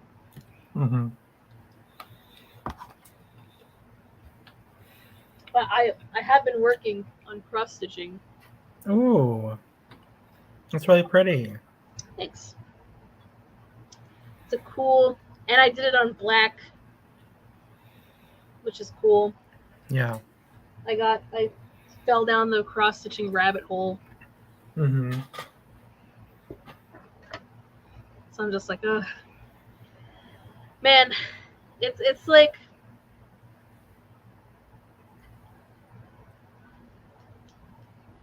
it's just been a time. Yeah. It's been a time. It's been a while. I'm trying to think what else have I done? I I've been trying to follow like the Anime Expo news because I know they're gonna. This is gonna Oh be the first yeah. year they're doing it in person again. Yeah, they dropped all of the like COVID regulations. So I'm like trying to see at least who they're announcing is going, which I'm like it's probably not gonna be a lot of people. Yeah. Guest wise anyway. Yeah, super unfortunate. And then I just think back to 2019 when I went, me and Chantal went, and I'm like, wow, that was 3 years ago. so much fun. Mm-hmm. It was the most fun at a con I've ever had, and it's just like, wow, I wish I could just go back to that. I know, I miss conventions. And like, I went to the local con here like a few months ago, like in October. Was it October? No, it was like April or something. I can't remember. It was like recently. I went to it, and it was fun. It was nice. You know, they had we wore masks and stuff. Mm-hmm. But you know, it's a local con, so it's not like a lot of like they had some people who I didn't go meet because I didn't want to stand in line. Mm-hmm. But they had like some people from My Hero Academia and stuff, and I'm like, I should have waited in line. Mm-hmm. I should have because I'm stupid. I didn't. They'll be at another convention. Hopefully they'll come back to this one.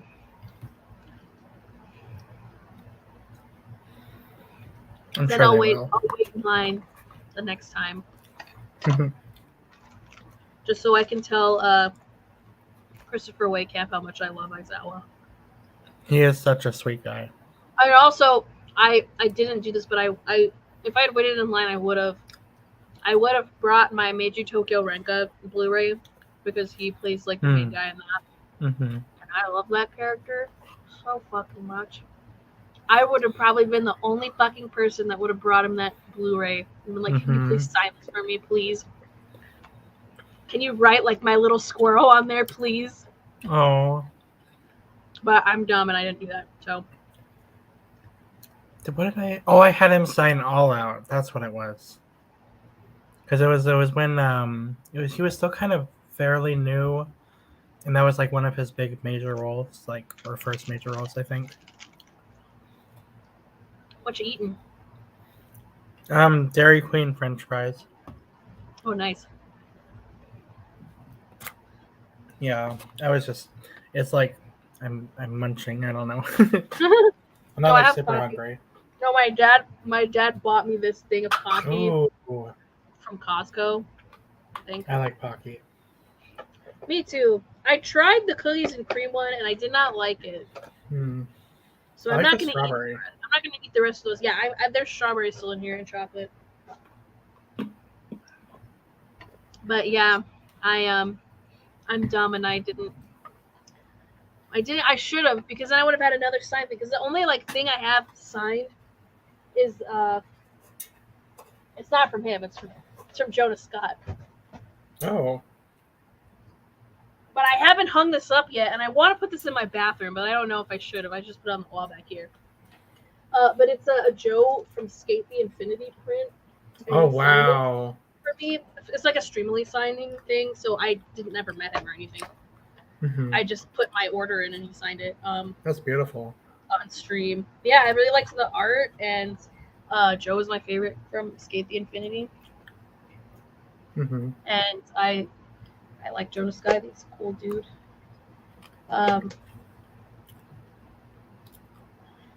And yeah, so I got that. Yeah, so I don't know. Should I hang this in my bathroom or on my wall? Um, Like I would put it in the bathroom because it's like a sauna thing, and I'm like, oh, that makes sense. It's in the bathroom. Plus, it says I am looking respectfully, and I'm like, oh, that's kind of funny because if you're in the bathroom I showering like that. or like you're on the sink taking a crap, like that's funny. Yeah. Have this random anime half naked man looking at you. I mean, what else would you want in the bathroom? I don't know, but it's gonna have all these prints that I have finally have framed, and I need to put them on the wall. Like I have that Lucifer one up here Oh with yeah. Yakuza Mm-hmm. Lucifer. And I put him up, but that's because there's already a nail there. Mm. Like the calendar, I had to put a push pin in for that. Yeah. So it's just I just need to maybe I'll do that after this. I'll just hang up some stuff up there because there used to be other pictures up there and the nails are still there. Oh, that makes sense. But some of these frames have like 2 hangers, so I need to put like a command strips instead. Oh. And I don't want to do that till I know like how I want it to look, and I'm lazy. Right. But yeah, like that, like I would love to get more signed shit. It's just I don't know what I would get signed and who I would get it signed by. Well, okay, that's a lie. Like I mean, like I have some stuff that I'm like, oh yeah, I could get this signed by so and so, but it's like Mm-hmm. I would need to go to a convention or I'd have to send it in the mail. Yeah.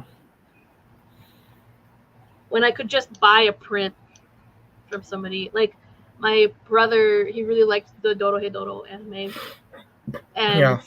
Alex Lee is the main character in the dub. That's who else is in Dorohedoro, Alex Lee. Mm-hmm. And he was signed. They were doing a signing for that, and I should have gotten Reba Bird to hers thing because my brother really liked her character. Mm-hmm. But I got the Alex Lee one. But I had him I got it from my brother for when he graduated from college. So there's like a congratulations Oh, that's on cool. graduating thing on there, and I'm like, I should have gotten both. I could have gotten his favorite character, but yeah. But like, I should just do it that way. But it also has to be like, oh, it has to be like a character that I'm like, that I like, Yeah. like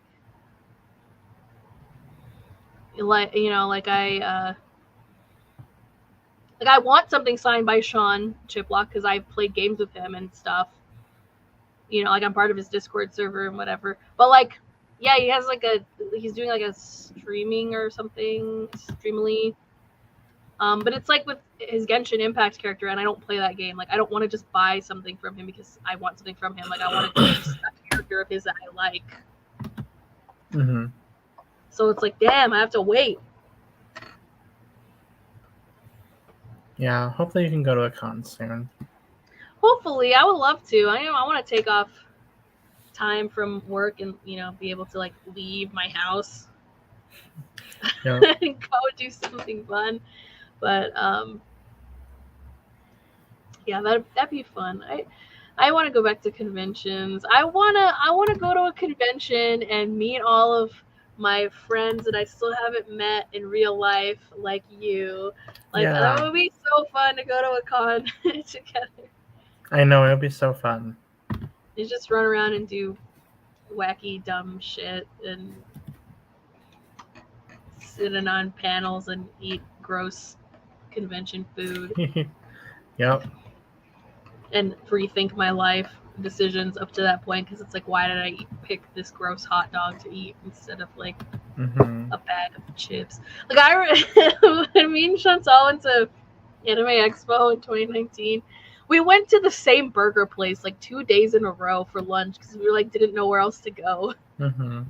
It was Oh. good, but it's just like it's right there. Like it's one of those places where it's like, oh, it's like right here, right next to the convention center. Mm-hmm. Because like our Yeah. Airbnb didn't have a stove or anything. It had a microwave, but it didn't have a stove Oh. or like a hot plate or anything like that. But it's just like, no, I'd rather just like buy a bag of chips or something and just eat it in my thing. Yeah. But Especially when you're only there for a few days. yeah, we were only there for like 3 days. So it's not like, if we had planned like a whole 2-week thing, obviously we would have picked a better Airbnb. But it was just me and her, and we were paying for everything ourselves. So it's just like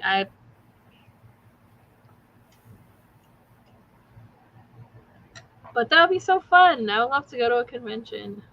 Yeah, we should do it sometime. We'll have to figure out where and when. maybe somewhere I haven't been to certain. I've only been to like certain states in the country. So like I've never been to. I've been to the West Coast, but I've only been to Southern California. I've never been to any other state. Yeah. And then on the East Coast, like I've only been to Maryland, like Washington D.C. and stuff like that. I've never been to like New York, or I've never been to like Florida, or I don't know why I would want to go to Florida, but yeah, we should plan something, figure something out. Yeah, that'd be fun. Hell, I'll go to Dallas if I need to. It's still far away from me. Yeah. It's still a significant drive from where I live. But yeah, like that would be fun. That'd be so fun.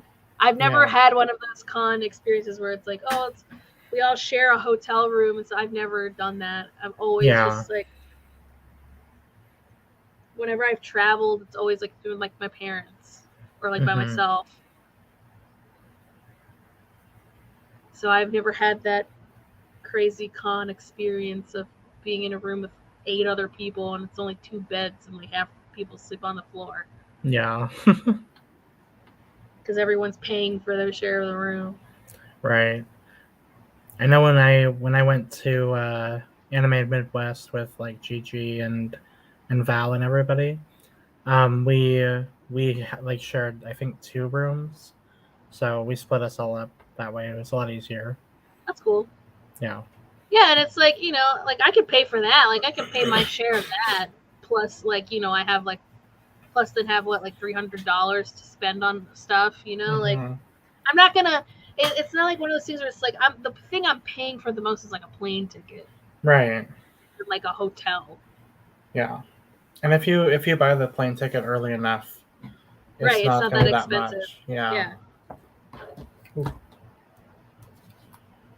So like when I went to the UK and like, my plane ticket was like, $1,000-some. Yeah. But I mean, I still got to go, but well, I got to go because my parents paid for that part, basically. Oh, that's good. But also, it was for school, like it was study abroad. Like we were, like I was going to class and stuff. Oh, that's good. We would go do stuff like as a group, and then we would have like class. And then like when there was free time, then I could go and do whatever I want. And go and because we had the little Metro card for the bus and the tube. It's the same card, so they had money loaded up on it already for us. And that's good. And then we could go wherever we wanted, as long as we basically like checked in and said like, oh yeah, I'm still here, I'm still alive, I'm in my room. That's at good. A certain point. Because like we're adults, but we're like young adults, Right.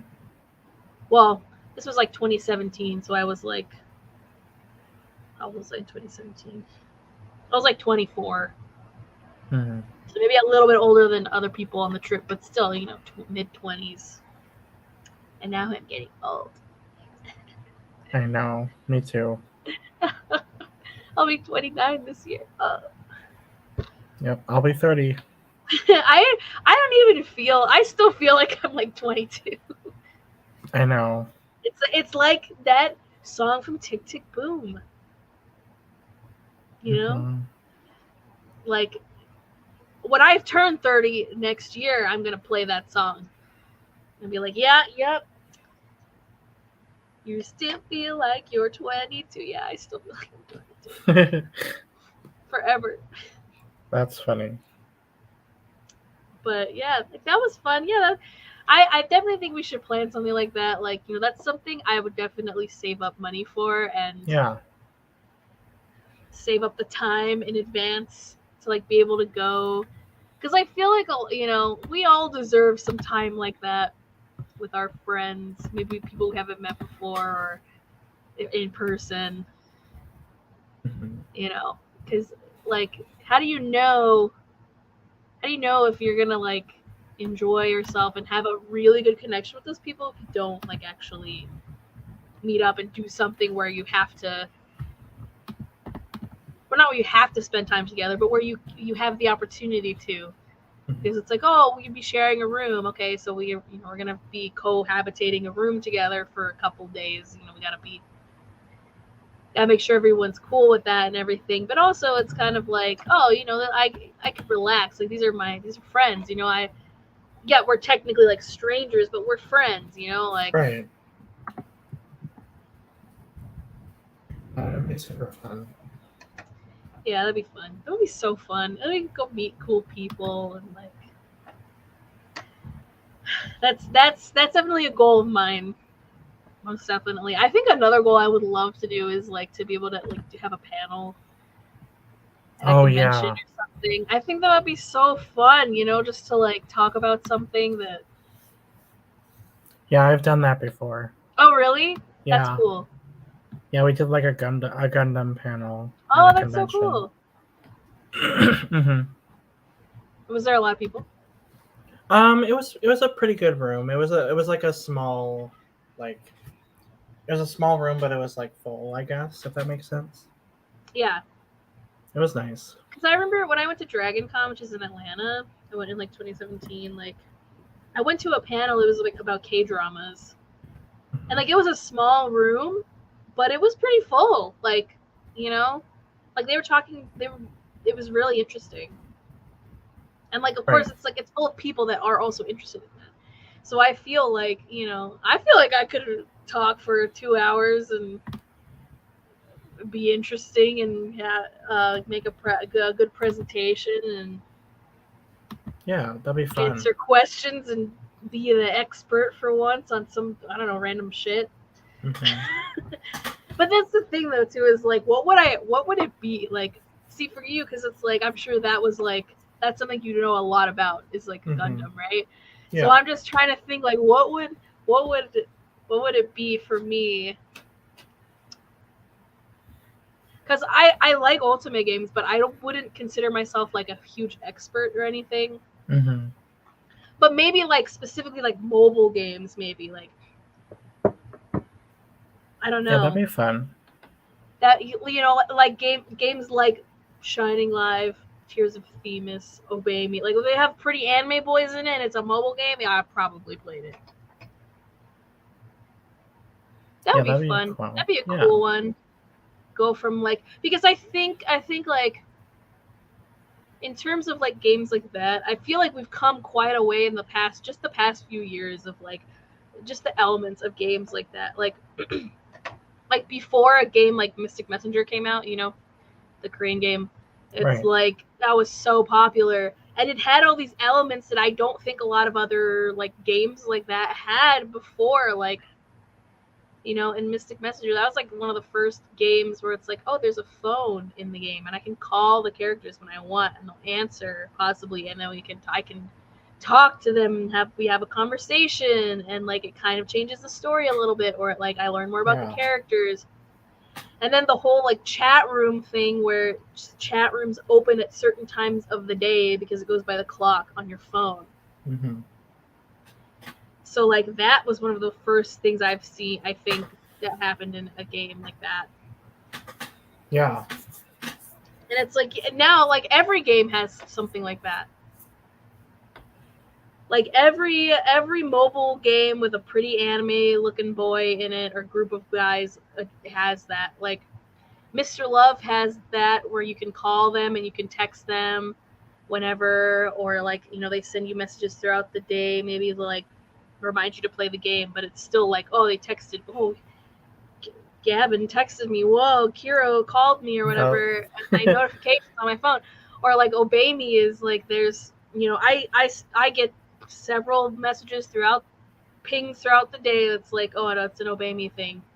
It's like, oh, it's a text message conversation that the game is like, because they put out like daily messages, like daily conversations in that game. And then like there's a phone and you can call them and they wish you happy birthday when it's your birthday or like their anniversary and stuff. And they call you and you can talk to them and you listen to their thing. Like, oh, and Mr. Love did like video calls, kind of. Like when it's your birthday, I think like the second or third birthday in the game for the main character, like for you, player, like one of them, it was like a video call.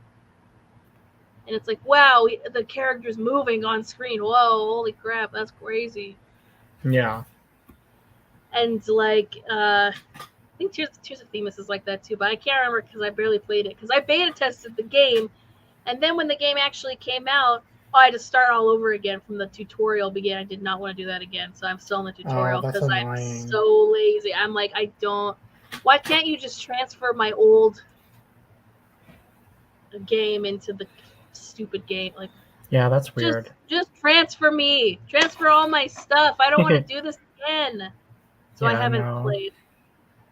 And Shining Live really isn't like that, but that's because it's more of just like a rhythm game. And like I feel like Shining Live with that, it's like, oh, all the people that are gonna play it are probably 90% are fans of the series already.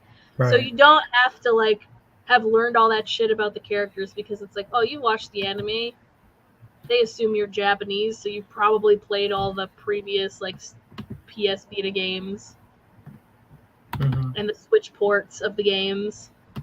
I have a Switch port of the first game, but it's only in Japanese, so I had to make a Japanese Switch account. Oh, that's right. And everything, and I did it, and it worked. But it's really hard to play when I can't read a lick of Japanese at all, and I have to play mini games. So I kind of just have to guess or like look for a walkthrough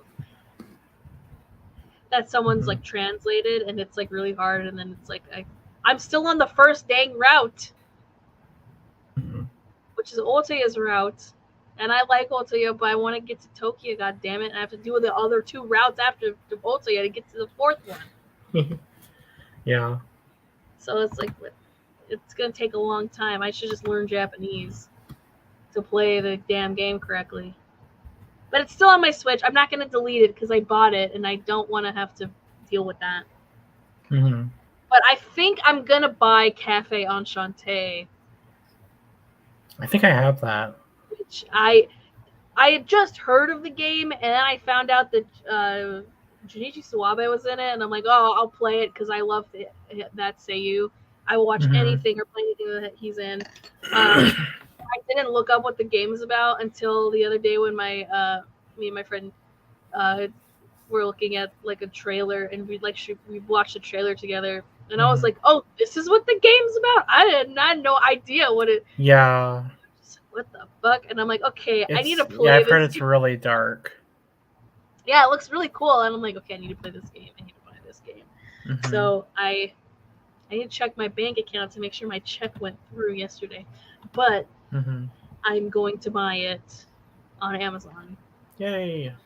So I can a physical copy of it, so I can play it, and then I want to stream it. I feel like I should stream it because it seems like a fun game. I think that would be fun. Yeah. I think I'm gonna just try to stream that and just kind of play for a couple hours every day or every other day or something, or for like every Sunday night or something. I don't know, but I want to do that because I want to get back into streaming again. I miss it. It was a lot of fun.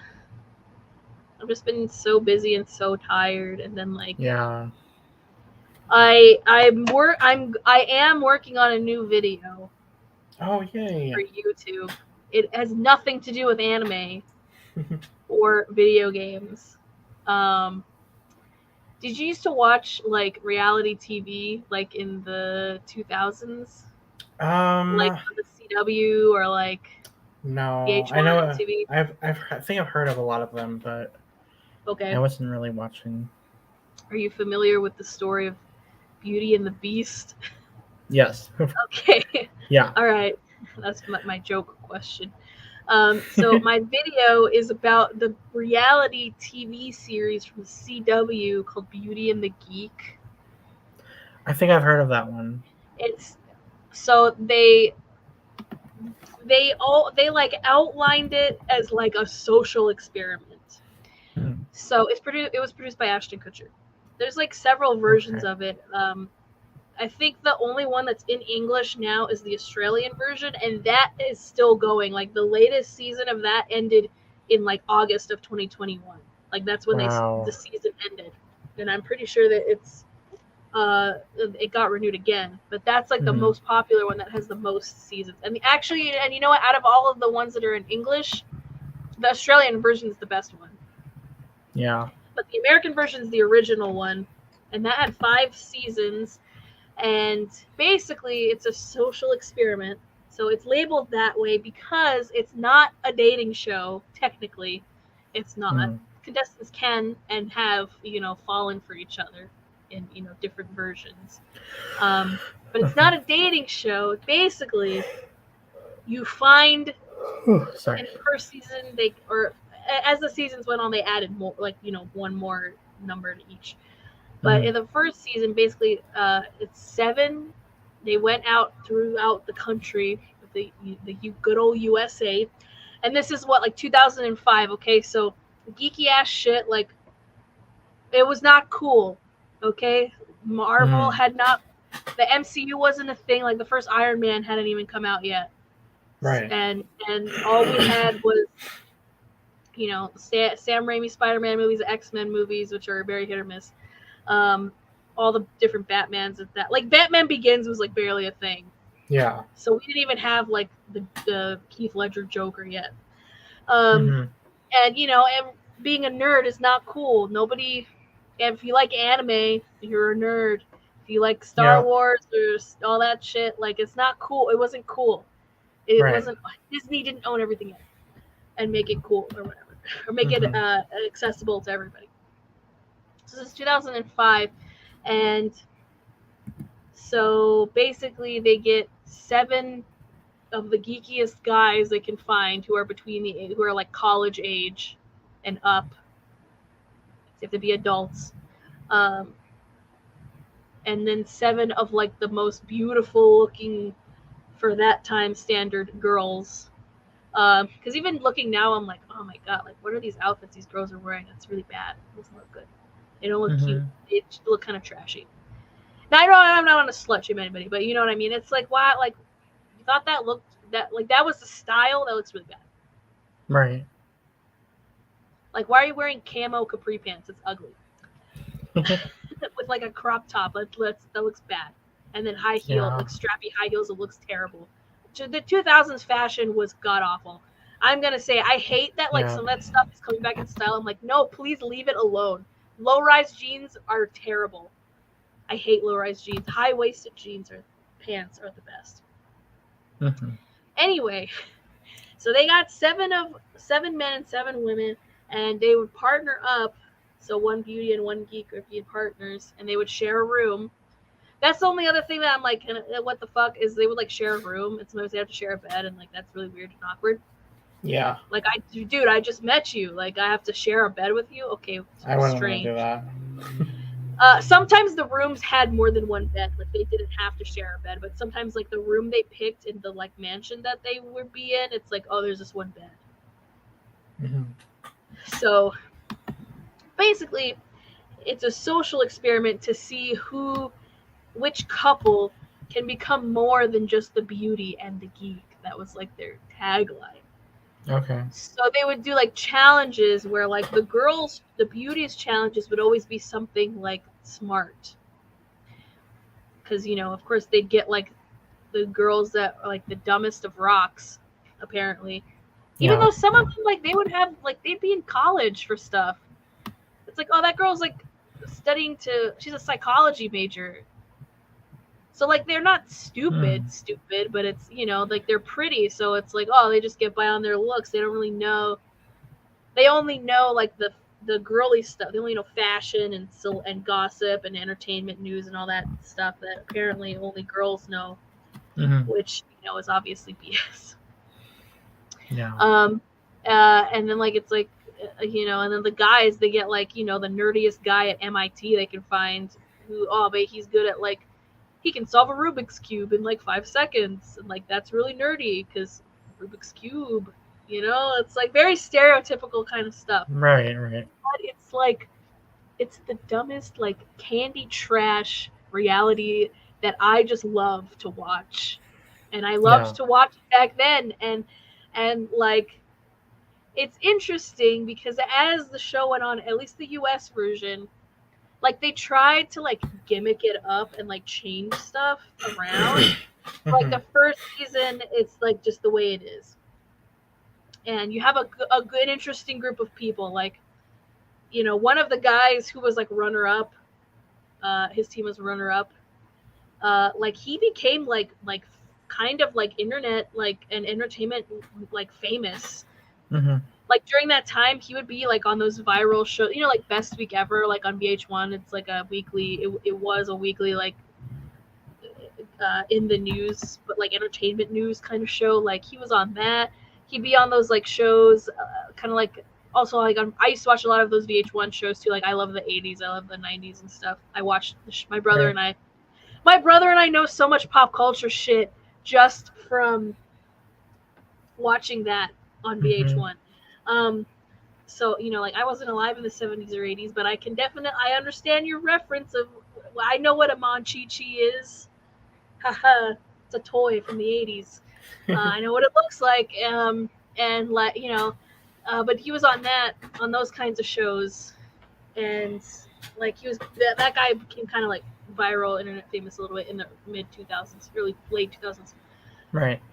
And but as the seasons go on, like season 2, what was season 2's big thing? I don't think that season 2 did anything different. It was just they added one more couple, and then like the host changed. And actually, the guy who hosted the show from season 2 on to season 5, he was the host of Jeopardy for 2 seconds. This made the news. And then he resigned because basically he kind of like put himself there instead of like auditioning. So I do have that in my video script, and like I've recorded the script. I just need to get like B-roll for the video. But that's like very old news at this point, because that happened back in like August or September or something of 2021. So I'm very late. Oh, I see. But whatever, it doesn't matter. It was still news, and I just laughed because I recognized that guy when I saw the headlines. Oh my god, that's the guy who hosts Beauty and the Geek. So I've watched the show several times. Like when I get bored sometimes, and it's like, oh, I want to rewatch something, I won't rewatch Beauty and the Geek. Yeah, it's entertaining.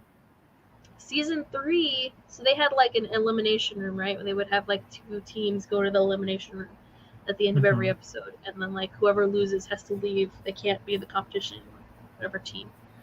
So season 3, for some reason, they had the other contestants watch what happens, because usually in the first 2 seasons it'd be a surprise as to who wins and who gets sent home, because the reason people will go in the elimination room is because whoever wins the challenges, they'd get to choose, they get to vote one team to go to the elimination room. So it's a good way for people to eliminate other people, so that way they have closer chance of winning, because the grand prize would be $250,000 at the end.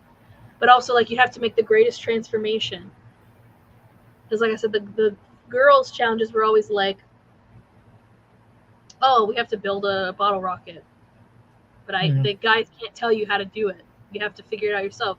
So they would get like study materials on like physics and like how everything works. They'd have to learn all that stuff, even though they probably learned it in high school. They just forgot, because who the fuck wants to learn all that shit and use it when I'm not going to use physics in my everyday life. So it's like I understand that.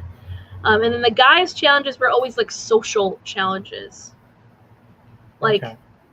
So they would like learn from the girls, like, oh, this is how you should approach a girl like at a bar and like go talk to her and try to get her number, or like just to talk to people in general, because a lot of the guys were not very like social or popular, like they didn't have too many friends, or like they'd never had a girlfriend or something, or they never kissed a girl or some, stuff like that, stereotypically like nerdy stuff. Yeah.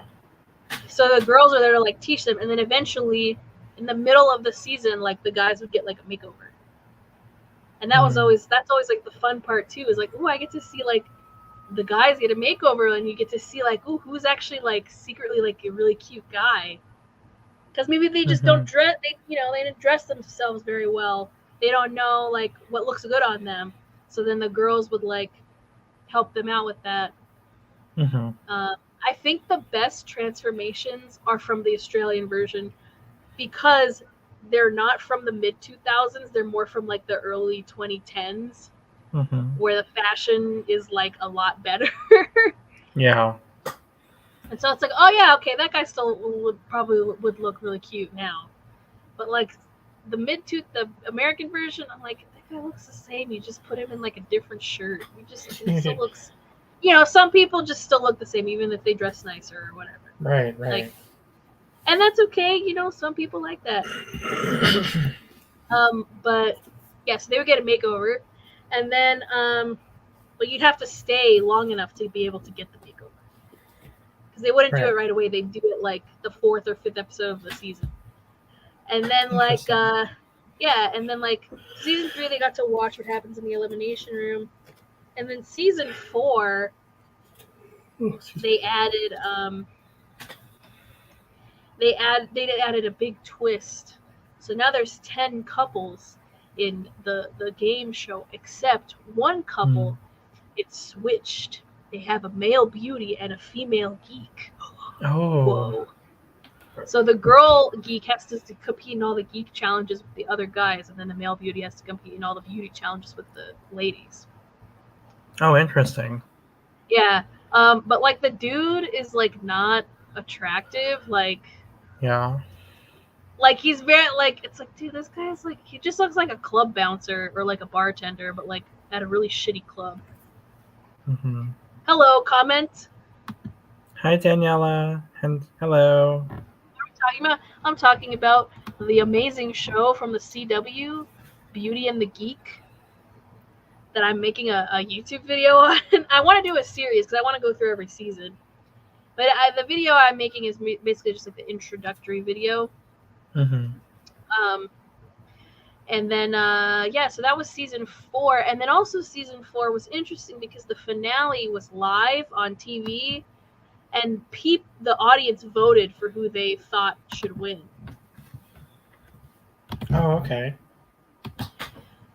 So when you watch it, you see it like happen live in front of an audience and stuff. Well, it's not live anymore. It happened back in like 2009, but still, And then the 5th season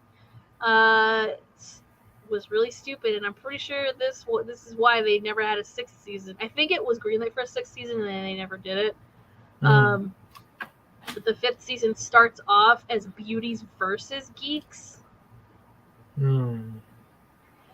So like they don't even get partnered up till like after like 3 people have already been eliminated, and then they have to eliminate one more person because one guy is left without a partner.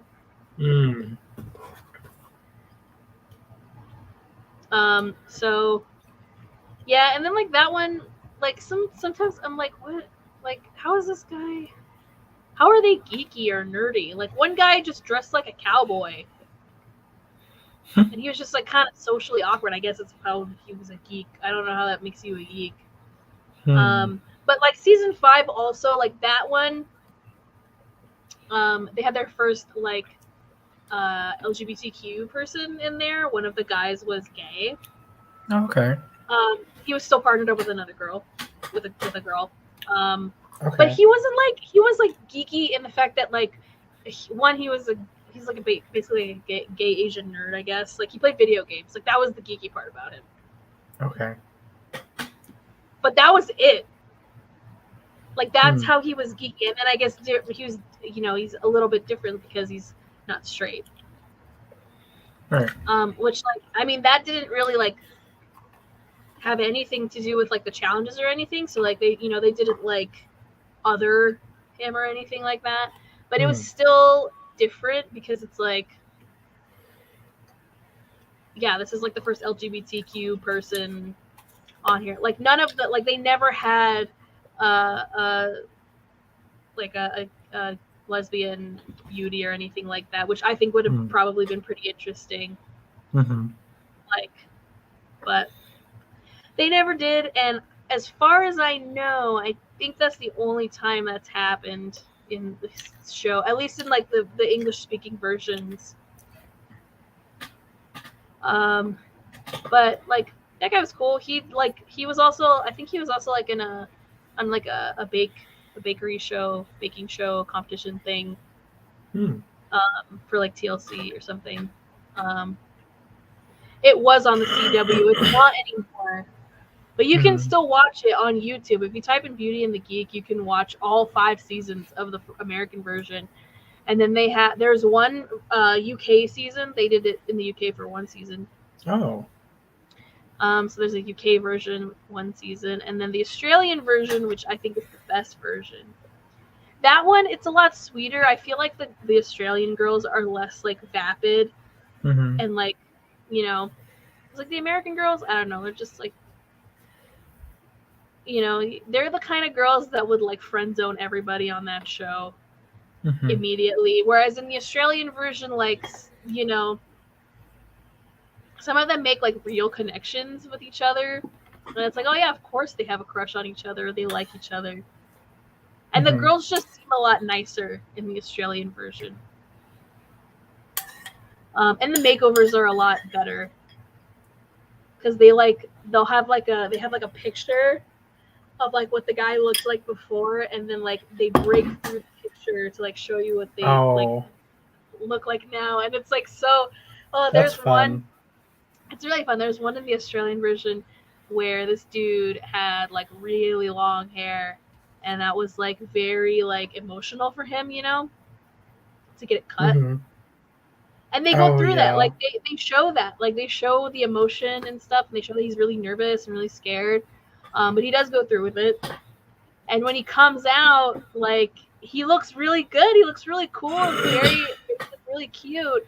You know, just like underneath all, you know, he had a beard and they shaved it off and they cut his hair and everything, and you know, dressed a little bit nicer. And his partner she starts crying. Like she's just like so happy for him and like so proud of him, and she's just crying. And she cries and hugs him when she sees him and stuff. And it's just like I cried the first time I saw it. I was like, oh my god, that's like so, that was like so emotionally great and awesome. And then like then there's like drama, because then it's like, oh, he likes his partner, but his partner likes somebody else, one of the other guys, who is also like, you see they made him look really cute and stuff. And it's just like, you know, but it's like, I feel like with the Australian version, I can tell that these are like more real, like more actual relationships. They seem like they actually really get to know each other. And I mean, sometimes in the American version also, but like it's the first time that they're doing it.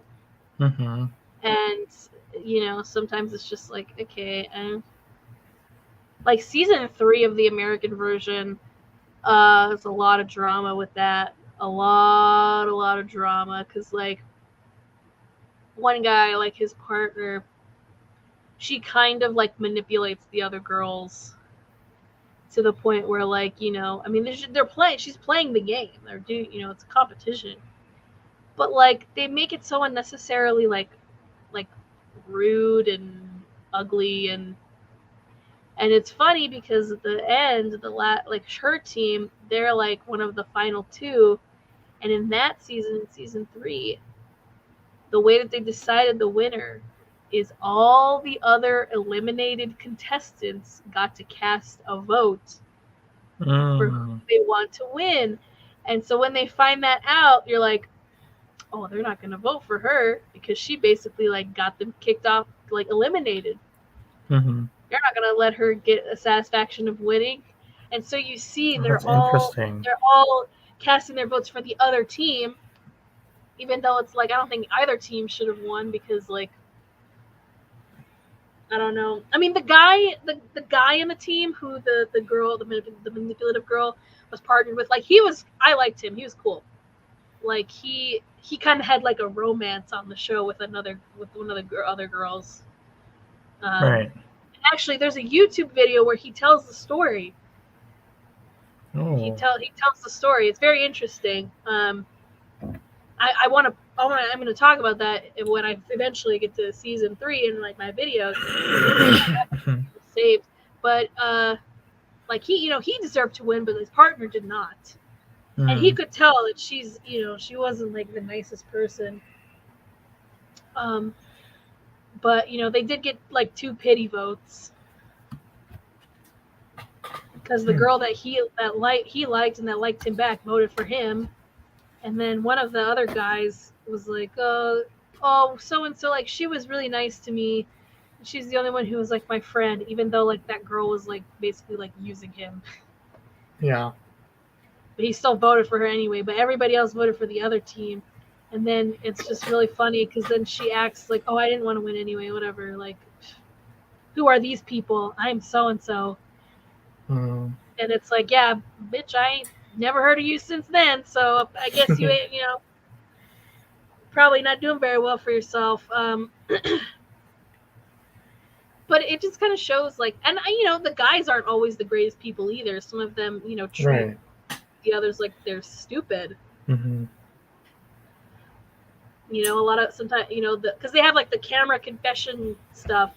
So they'll be like, oh, when so and so he's acting like he owns the place and like he's the smartest person here. Like that rubbed everybody the wrong way and stuff. And it's very interesting.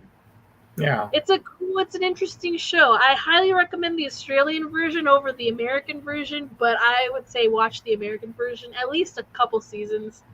If you don't get hooked, then it's not a show for you. But I will eat it like like candy. It's so good. It's like, but yeah, that's what I'm working on, is a video like that, because I do want to branch out into other things. Yeah. And I haven't seen anybody cool. talking about that show at all. No one's been talking about it. Nobody. I feel like there's some people like talking about them on TikTok, but right. And a lot of, once Wife Swap got put on Hulu, everyone is talking about Wife Swap. Yeah. But other than that, like, I have not seen anybody do like a retrospective of like Beauty and the Geek, at least the American version, because a lot of people really like the Australian version. But but it's like, I'm excited to start, and like, obviously I want to get back into like doing unboxings and stuff. I mean, I already took out this manga that I have, so I gotta start ordering stuff from Ami again to make more unboxings. I haven't ordered from them in like 3 years, maybe 4 years. It's been a while. Probably since at least like 2020, I haven't ordered from Ami just because like I didn't have enough money to like pre-order stuff again, but. Yeah. I have pre-ordered a few things. Like I pre-ordered a Nendoroid for one of my favorite characters from Tokyo Revengers. Oh, that's cool. But I got the censored version because they have their symbol in Tokyo Revengers it's like a swastika. Oh. It's not the World War II one. It's like the other one, like the one that means something different, but it's I don't think I don't want to walk around with it, No. So there are some with like that's censored. Like it's not on it's because like that's their gang symbol. Right. That shows that they're part of that gang. So like it's on their jackets. That's why the if you watch it, there's like random like lens flares in the show in the opening, because in the Japanese opening it's not censored because that's not what that means. I see. But here, if you watch it, there's lens flares like all over the opening because it's on their jackets and it's on the flag that they have and stuff. Okay. So it has to be censored. Like in Germany, that stuff is like hella illegal. Yeah. Like you cannot have anything like that in Germany. So Right. like I don't think that manga is ever going to get printed in German ever. Um, so yeah, and I only know that because I took German in college, so we learned a little bit about like German history and stuff. Mm-hmm. So that's why they learn a lot about all that stuff, and so that way it does not happen again. But yeah, that shit's hella illegal. Yeah. It's very illegal to own stuff like that. Like you can go to jail and stuff, and go to prison, Right. and but yeah, like that. But yeah, like that stuff is censored in the English version. Well, in the dub Mm-hmm. and in the Japanese sub.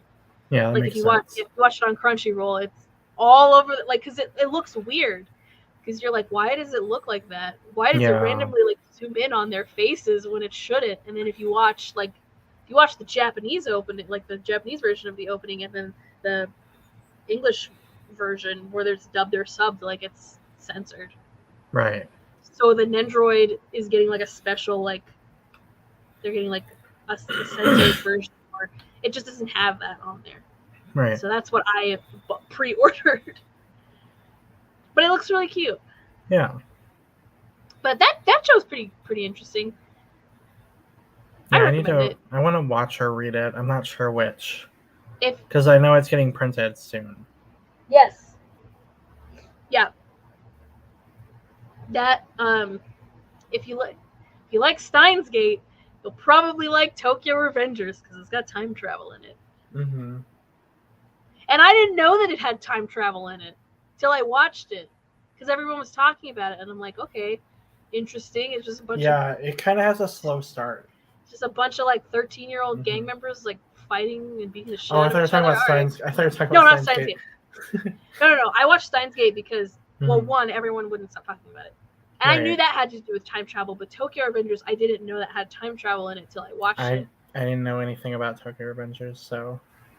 Basically, this kid, well, he's not a kid, he's like an adult. He's like 26. Mhm. But he has like a really boring life, and he's like, wow, my life is boring and sucks, and I have nothing to do. And one day he's watching the news, and he sees that like there's a truck like crashed into like a stall people are selling stuff at, and people were killed, and they read the names of the people that died, and he recognizes one of the names because it's his girlfriend from high school. Mhm. He's only had one girlfriend, and that was his girlfriend in high school, or in middle school actually. She's his middle school girlfriend because then he moved away for high school to like a different city. Mhm. But he's like, that's my middle school girlfriend. Oh my god, like I can't believe she's dead. And he's like, thinking about it, like, oh my god, like, and he's remembering like, oh, I had really good times with her. Like she was, probably like his first, he's like, oh, my first love or whatever. Like I really liked her. And then he's like, walking. He's gonna go shopping or something, and he's gonna get on the train, and then someone pushes him in front of the train. Mhm. And like, he's gonna die, and he sees this like light flash in front of him, and it's like the train runs him over, but then he wakes up and he's like, well, that was weird, like I just got pushed in front of a train, what the hell? And then he gets up and he looks at himself in the mirror, and he's back in middle school because he looks different. Yeah. And he's like, what the heck? Mhm. And then he realizes like, oh, it's the same day that I got pushed in front of the train. It's just 12 years earlier. Oh.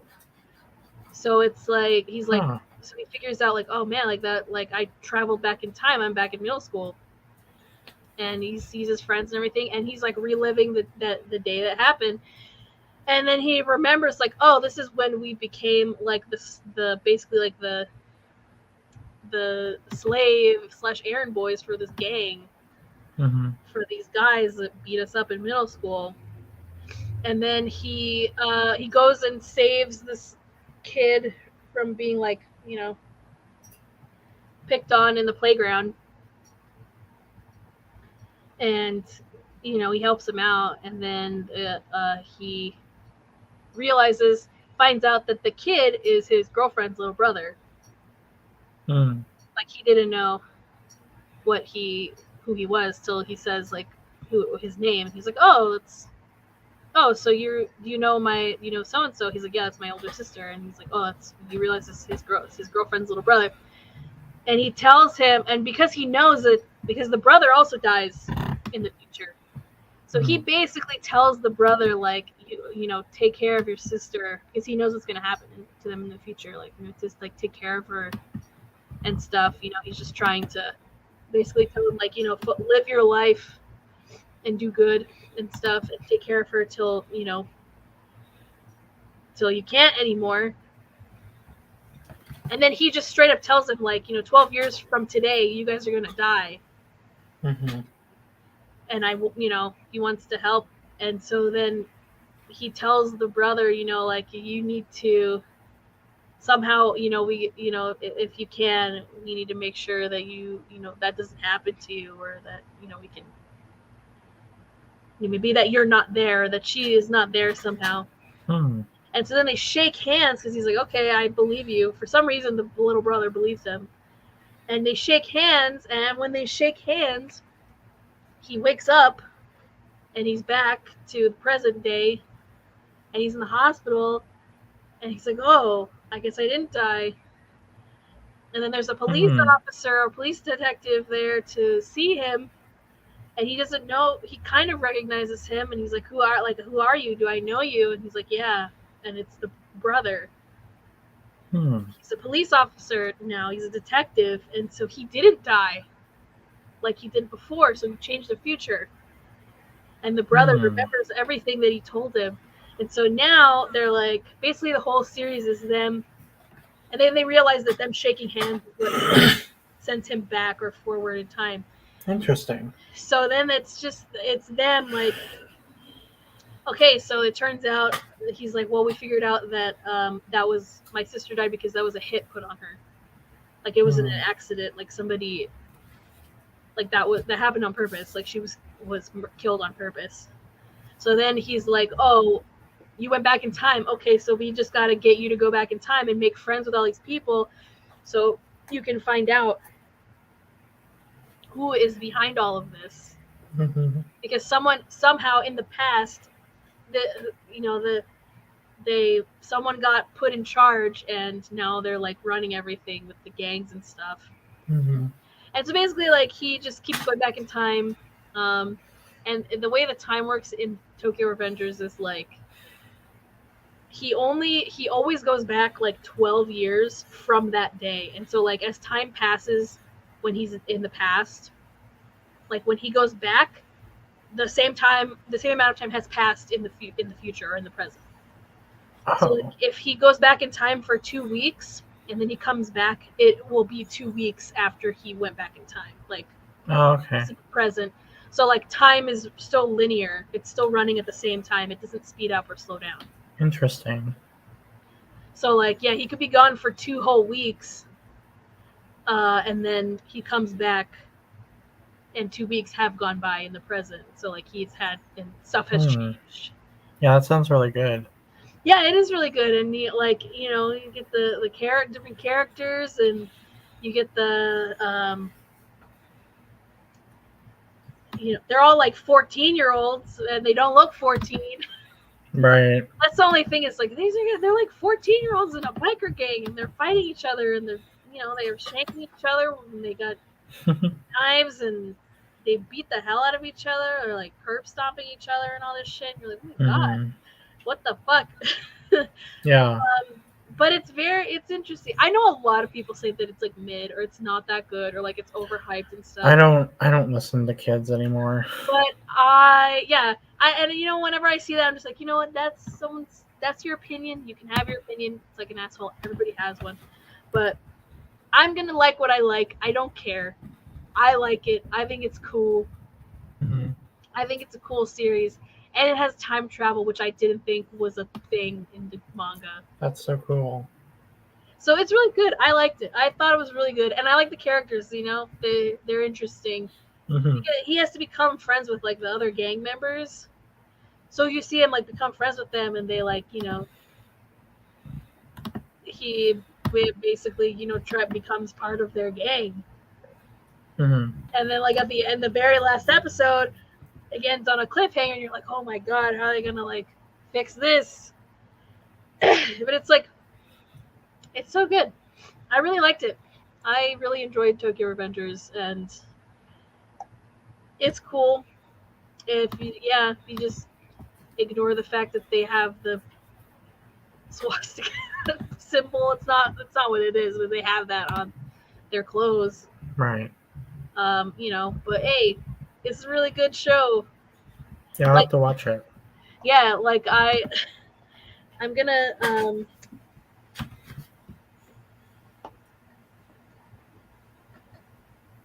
like I'm looking up the OP. If my keyboard would stop sticking because I spilled Pepsi on it. Mm. I can always look it up later too. Oh yeah, see, you can look up censor, and it's censored. Oh yeah, you can see the censored and uncensored comparison, Mm-hmm. and it you can tell it looks weird. Yeah.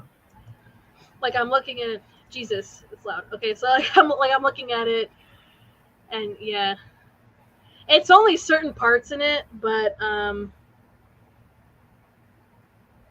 oh, the ending too. Okay, so this is showing like all of the censoring.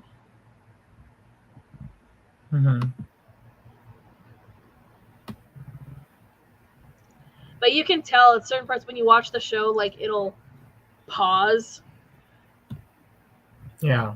It'll pause it or zoom in really fast, or like they use the same shots of them talking for much longer because they're censoring out the symbol in the show.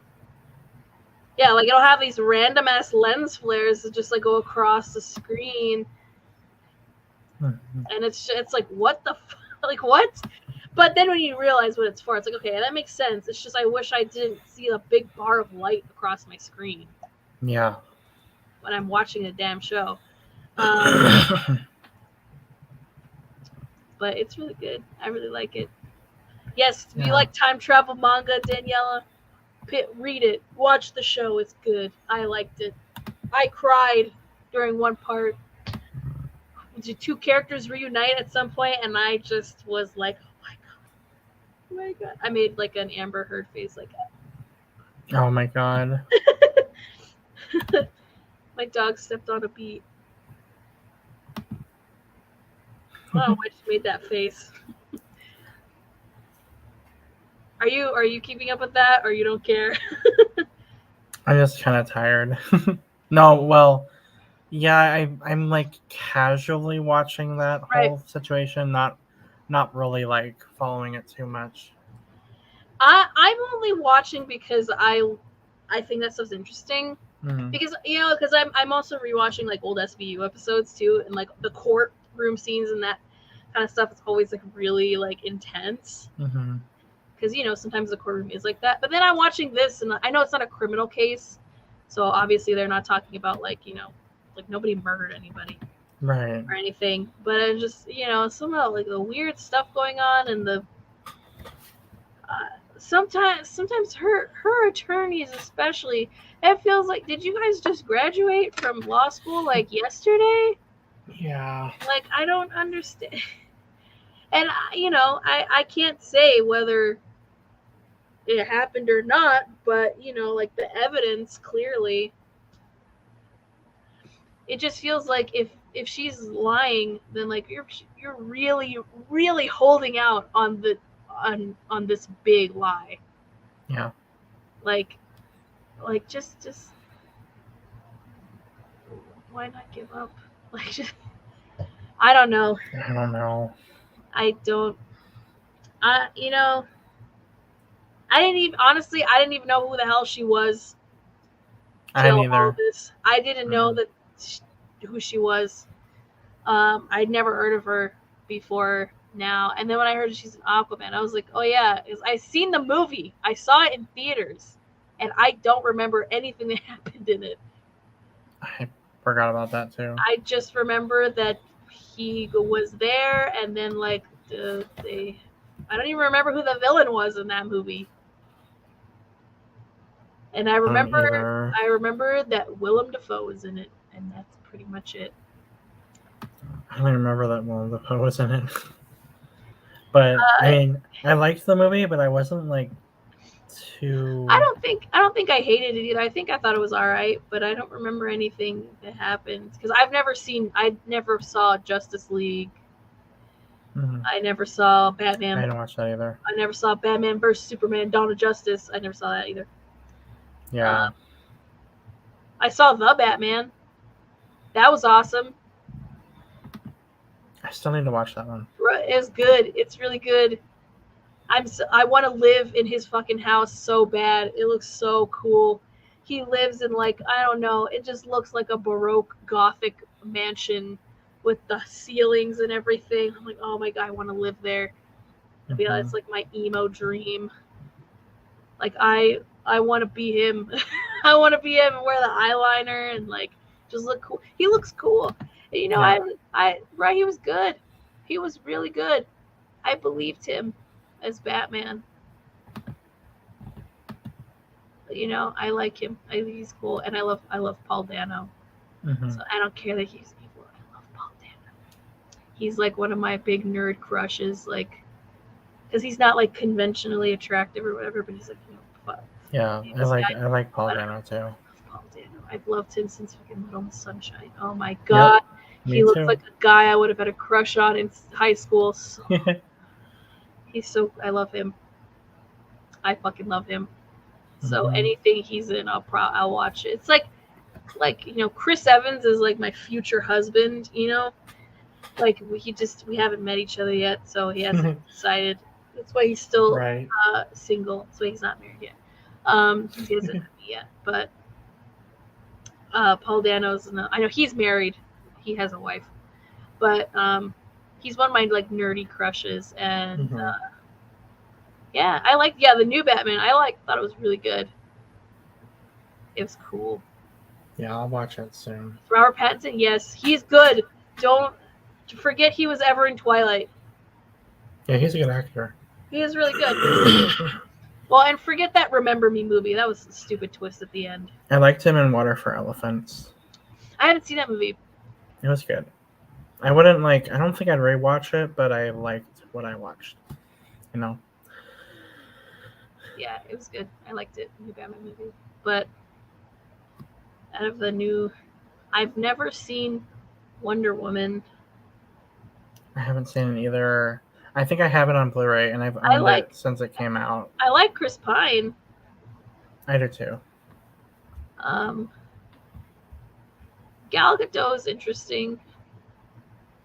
I don't know. Wonder Woman's not all that interesting to me, just as a character in general. I think the Justice League is kind of boring.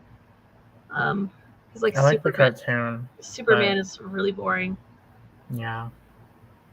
I don't know. I'm more of a Marvel person. Clearly, I'm more of a Marvel person. I have my Captain America pillow. I have a cutout of him standing over there. Yeah. Clearly, I'm more of a Marvel person, but I like Batman. Batman's cool. But in terms of like Marvel superheroes, I like them more. I love Spider-Man. I like Captain America. I like Iron Man. Deadpool's my favorite. Deadpool. I like Deadpool too. Deadpool's cool. I saw Multiverse of Madness. That was pretty good. Oh, you liked it? Yeah, I liked it. I have friends that didn't like it, so I'm like, I've been seeing people are very mixed on it, which I'm like, you know, that's fair. Just because I feel like it's very different from the first Doctor Strange movie, and like we're in. I never watched the first one. It's alright. Yeah, that's what I heard, so I kind of skipped it. I like Doctor Strange more in the movies that aren't his movies. Like he's good in the Avengers movies and in Spider-Man No Way Home. He's really good in that. This movie is pretty good, but like.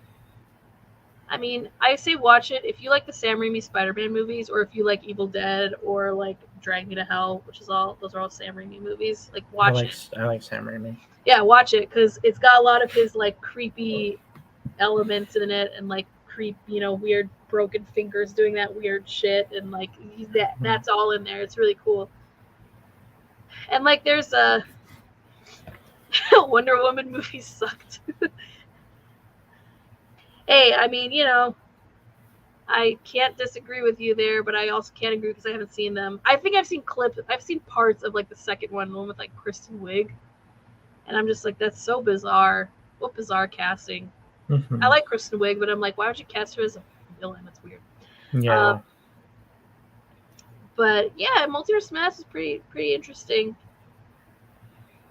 Like, I don't know. I thought it was pretty cool. I like the visuals. That's the thing I liked the most, I think. Yeah.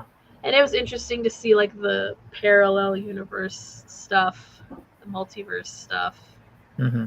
But I also liked WandaVision, so I liked the show. I thought it was cool. It definitely has a good it definitely like ends that story Mm-hmm. for sure with Wanda and stuff. Like, I don't know. I can see why some people didn't like it. Maybe because it's very different from other MCU movies. Mm-hmm. And because like I don't think it was gonna. I didn't think it was gonna like make everybody happy in terms of like, oh, we get the multiverse, so we're gonna see like 8 million different versions of everything. Like it can't. I don't think they were gonna do that. It's gonna cost too much money even for Disney. But now I want to go back to Disneyland because California Adventure has Adventures Campus. Now they have like all the characters walking around and stuff. Like I want to meet Scarlet Witch. Oh, that's so cool. She's cool. Look, I got this at Disneyland. I have a Scarlet Witch water bottle. Ooh. This was $20, which is expensive for a water bottle at Disneyland, but it works very well. It's a nice big giant water bottle. This is cool. That's good. I'm glad I bought this. But I like Scarlet Witch and she's cool. Witches are cool, man. Yeah. Even when they're evil. Is that bad to say? But yeah, I mean, I like superhero movies. I think they're pretty good. Yeah, me too. I just think at this point, like, I think if we slow down with like the movies, I think we'll be okay. Like, I don't need 3 new Marvel movies every year. Like, one is enough. One is good for me. One is good enough. That's fine.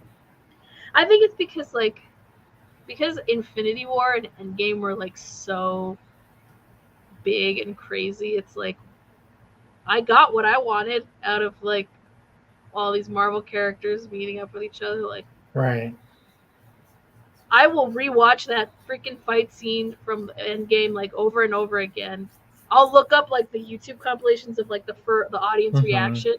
Like I'll rewatch that because I remember when we first saw it, like the audience like freaking out and like cheering and stuff. Like that's like something you can't like. I wish I could go back to like experience that for like the first time. I know, that'd be so cool. Because that was so fun. It was really awesome. But like now it's like I don't know. I think with like the new Marvel shows, they're getting interesting. Like the She-Hulk stuff looks interesting. Mm-hmm. I know nothing about She-Hulk, so that'll be interesting to watch. But it's the girl from Orphan Black. And I watched a little bit of Orphan Black. Yeah, I like Orphan Black. But she's She-Hulk. And I really liked Hawkeye. I liked the Hawkeye series. I thought it was really good. I really liked Haley Steinfeld. She was awesome. Yeah. I'm so behind on all that. And I liked parts of Black Widow. Like the movie was good. Like I think the other characters were good. Like Black Widow's one of the original like 6 Avengers, and like she's cool and all, but I don't know. The movie's just okay, but I really liked Florence Pugh. I love her. Florence Pugh is awesome. I loved her in Midsommar. Yep. Midsommar was so good. Me and my friend went to go see that in the theaters, and like I knew nothing about what was gonna happen. So when all the like shit goes down, even at the beginning, I was like, "Oh my god, this is like what this movie's about." It's crazy. I think you should rewatch it because there's so many little hints throughout the movie that like give away the ending. and like Yeah. it's crazy. It's so good. Yeah. But I really liked it, and I hadn't seen Hereditary before that. Mhm. Um, but I've seen it since, and I've seen Ari Aster's short film. Oh, He made a short film before that. It's also disturbing as fuck. I Um, haven't seen that. I've only seen it's Hereditary. it's called There's Something About the Johnsons. Yeah, But it's interesting. I mean, nothing good happens in it, but it's a good short film, yeah, and it's disturbing like his other films are, like the other two are. yeah. I Um, can't wait for his new one. what's the new one? I don't know if he's announced it yet. Oh, I know well, that he's filming something. whatever it is, I'm gonna go see it because I really liked Midsummer. Um,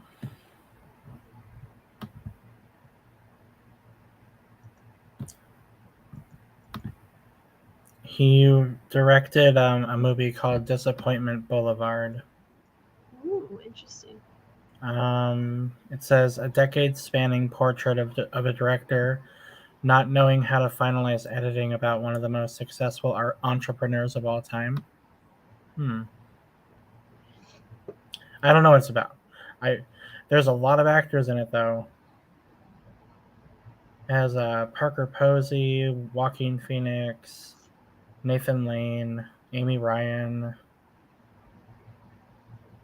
lots of people. Interesting.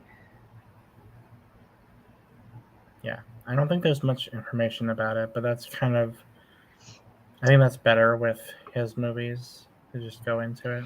Yeah, just go in blind. Mm-hmm. I really liked Florence Pugh in Midsummer. Yeah, like when all this stuff started happening, I'm like, oh my god, like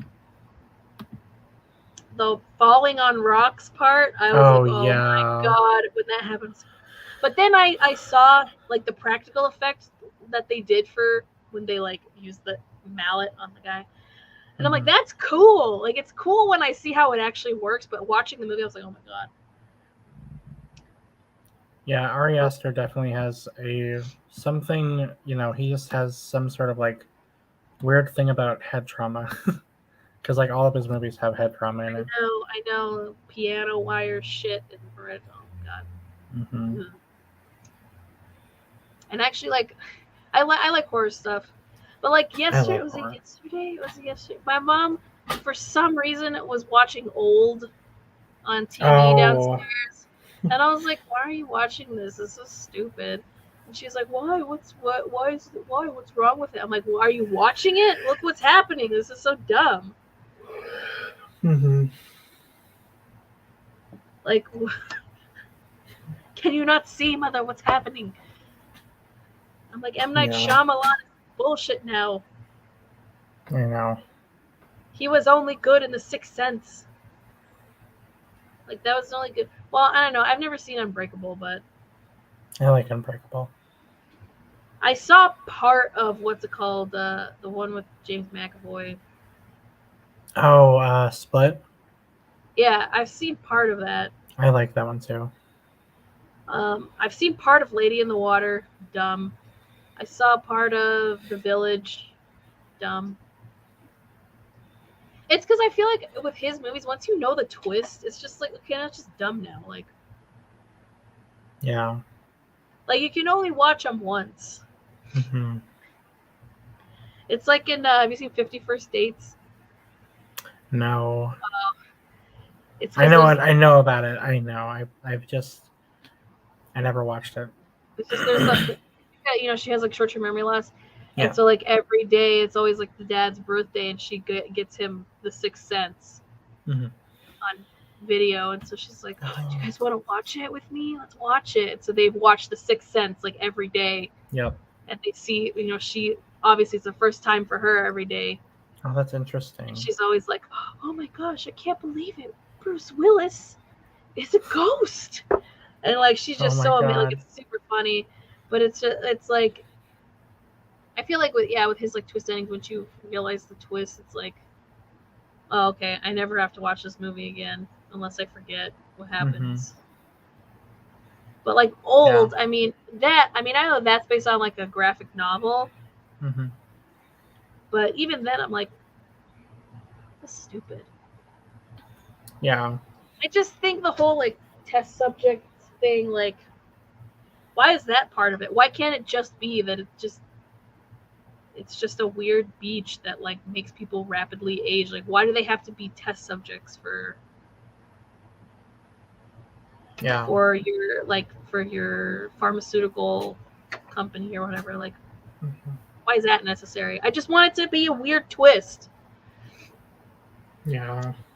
Also, I just don't like the whole like they're like kids and then they turn into teenagers and then they're in a tent together and then for some reason they like sleep with each other and then she's pregnant and then what? Why? Yeah. Why is that necessary? I don't need to see that. That girl who's pregnant now, she was like a 5-year-old child like 10 minutes ago. Why are you showing me this? I don't like that. It's stupid. Yeah, it is a little weird. Me no likey. Don't like that. Mm-mm. But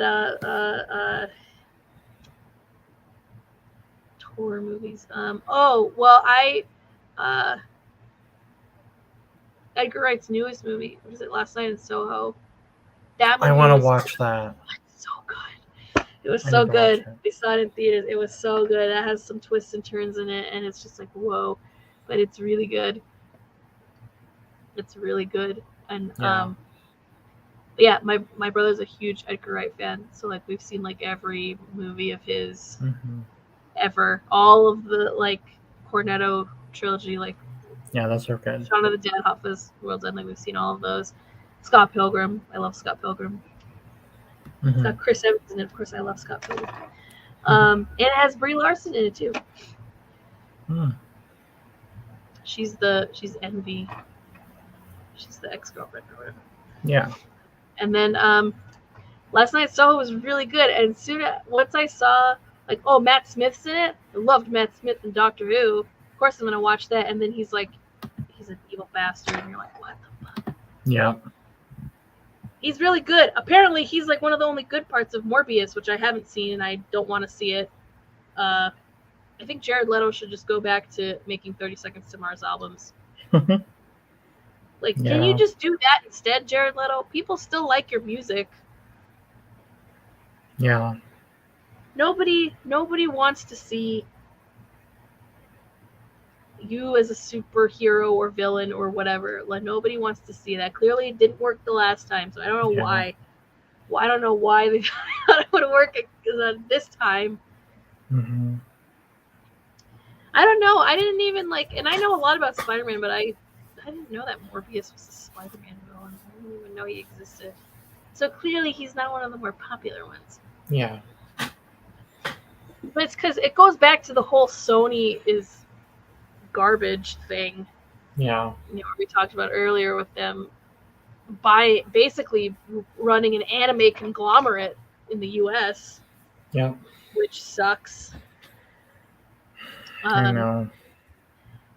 Like they want to make a Sinister Six movie so bad. Yeah. Because they want to hold on to Spider-Man so bad. Because that's the only thing that makes them money. Aside from, PlayStation, which, obviously it's different divisions of Sony. But like you guys made the Emoji Movie. Like, what's wrong with you? I saw that movie in theaters. Oh, why? Because my brother and me and his best friend wanted to hate watch. I think we saw it for free, though. We didn't pay for it. Okay. We saw it to hate watch it, and I regret every waking minute of watching it. It was terrible. Oh my god, that's so unfortunate. But we saw it for free. We made sure it was for free. So we didn't give them money. That's good. But bad. Don't watch it. Don't watch it. It's not good. No. It's really bad. It's terrible. But I mean, what do you think about the whole Sony owns anime basically everywhere in the U.S. It isn't like Viz or Sentai? I don't know. It's It makes me nervous, I guess. It's like, anytime like a big company starts like getting bigger, and I don't know, it's weird. It's like Disney kind of, where Yeah. they own everything now, and it's like, I don't know, it scares me a little. It definitely doesn't help when I keep seeing so many voice actors on Twitter just talk about how like, wow, I was finally getting more jobs because people were allowing Yep. remote access, and I was getting more auditions and stuff, and now they're like, oh, it's going back to I can only get stuff where I live because some companies aren't reaching out to remote people anymore, even though like, Right. well, because that's my thing. It's like, what if the person, what if they have been coming in regularly into the studio, but what if for some reason they can't, and they can still do it from home? Yep. Like, are you going to like just let go of that person and say, okay, well, you can't, sorry, you can't be in the show anymore? Like, no, obviously you're not going to do that. You're going to let them do it remotely from home. But it's just like, I don't know. Yeah, it's because now I'm like, well, okay, then can you get the licensing rights back for certain shows then that you don't have anymore because now you own pretty much everything? Mm-hmm. Like, if something got taken off of Crunchyroll, can I get it back now? Because like, Yeah. yes, I have all 4 seasons of Utapri on Blu-ray, but when I want to watch it, I just want to watch it on my tablet or my phone or my computer and not break out my Blu-ray and like have to put the disc in. It's because I'm lazy. Mm-hmm. But it's like, oh, okay, the first 2 seasons are on Hulu now, and then like the 3rd season is on High Dive, which like I never use High Dive, so like I always like get rid of my subscription after like a couple of days of like reinstating it, because it's like, oh, I've watched what I wanted to on High Dive and now I'm not going to use it because it's like, well, I can still watch this other show like on Crunchyroll or something. Yeah.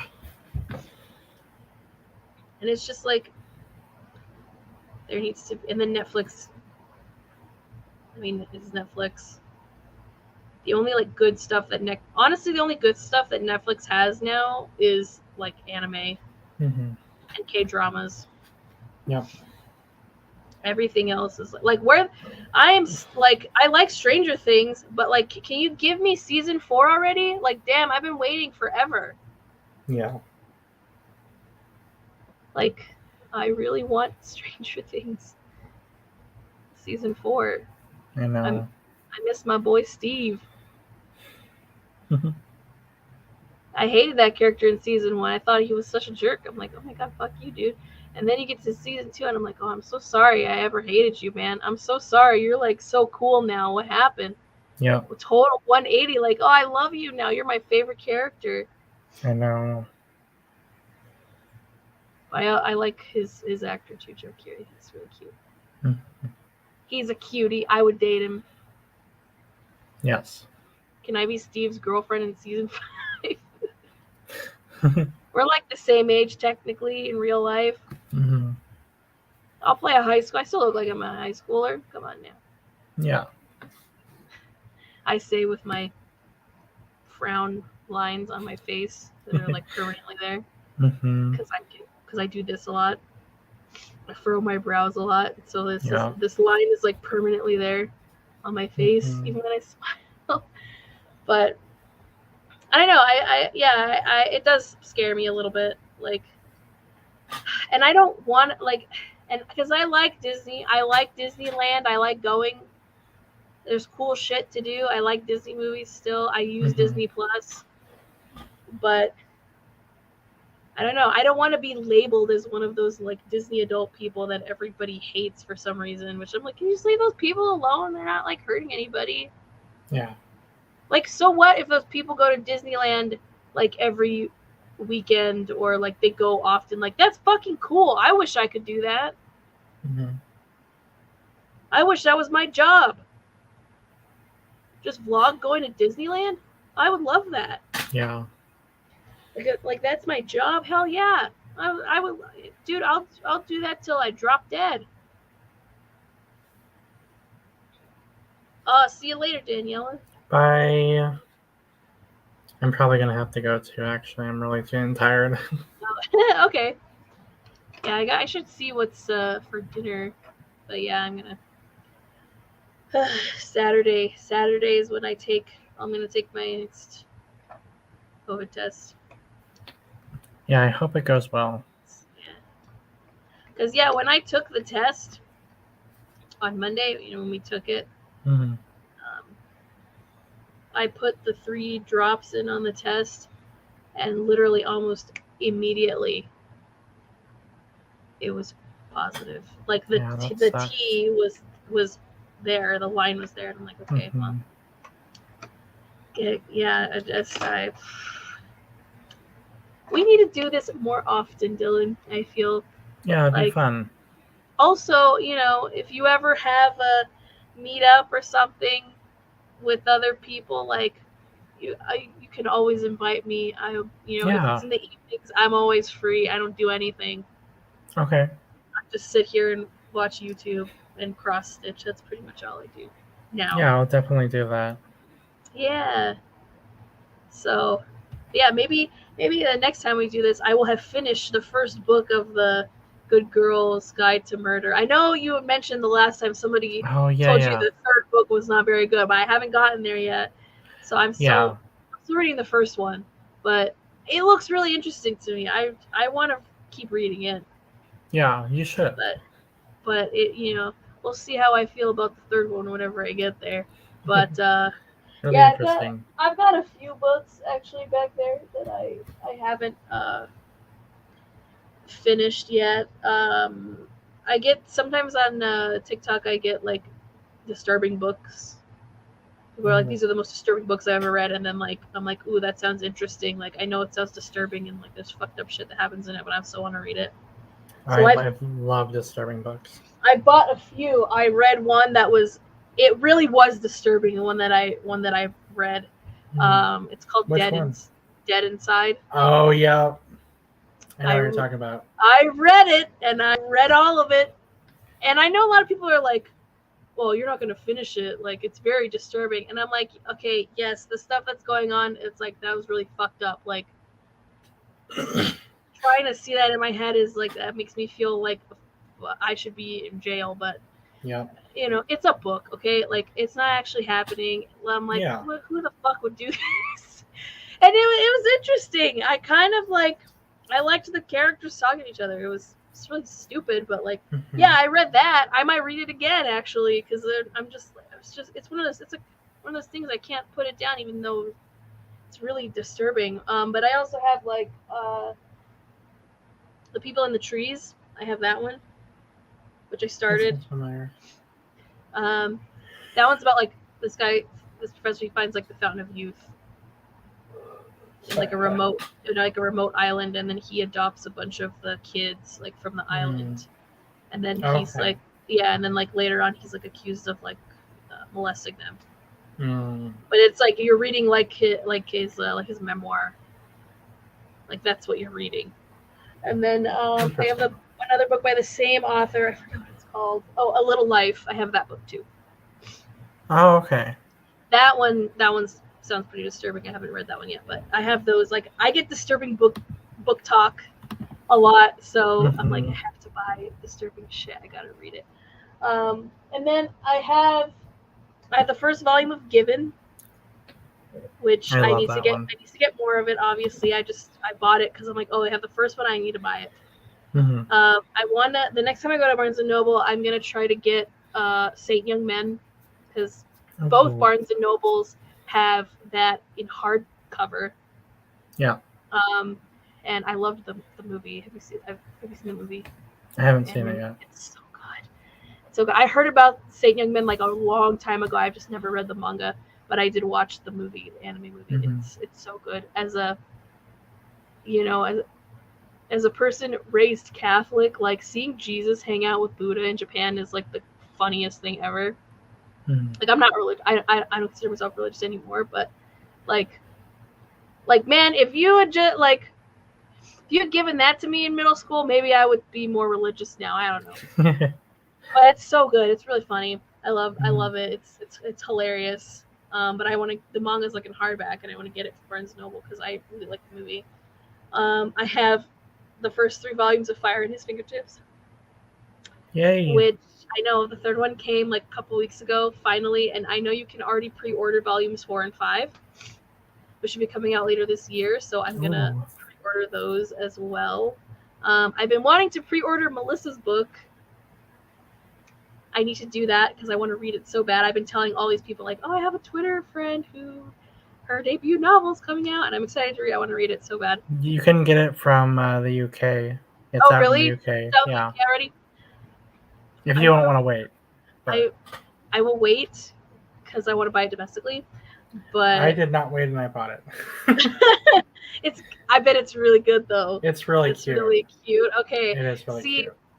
I still love reading like YA novels like that, even like at the age that I am. So like, I can't wait to read it. It's because I've been looking like, I guess now it's because it's not out yet. So like, I can't wait to go to Barnes and Noble to like, hopefully see it on a shelf. Yeah.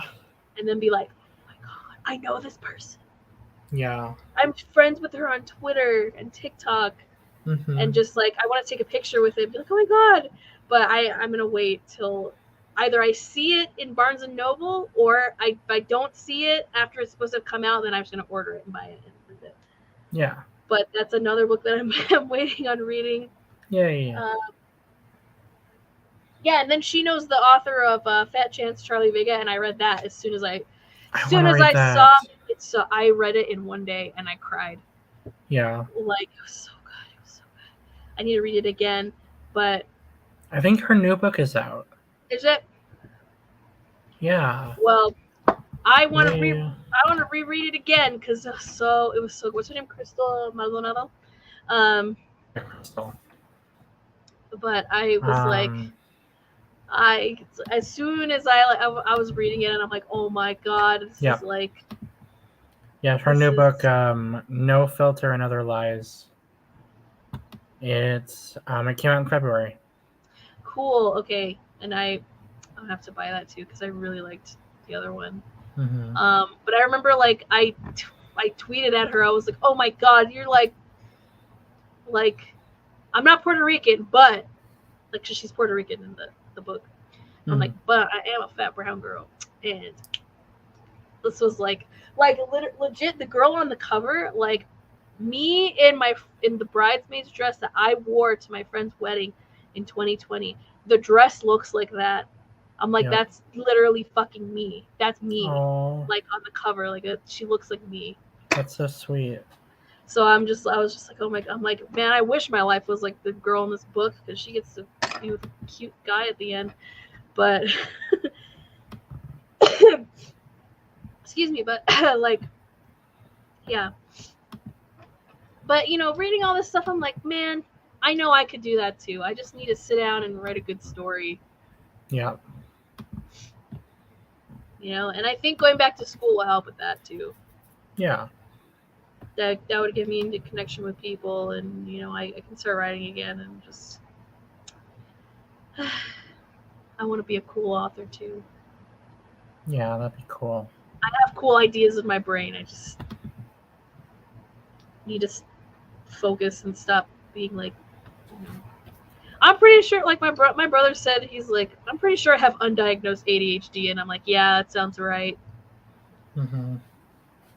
Because he like cannot focus on things that, like he knows himself, and I'm sure he's right. Yeah. And I think maybe I have that kind of tendency too. Like I need to be doing like 2 things at the same time. To really focus on one thing, I have to be listening to something else, or I get easily distracted. Like I'll click on one YouTube video and then I see another one and I have to click on another one, and it just never ending cycle. But if you ever need another person to chat with or add to the conversation, I'm always down. I'm always down meeting new people, and Yeah, we'll definitely do that. I love doing that. Yeah, like I would love to chat because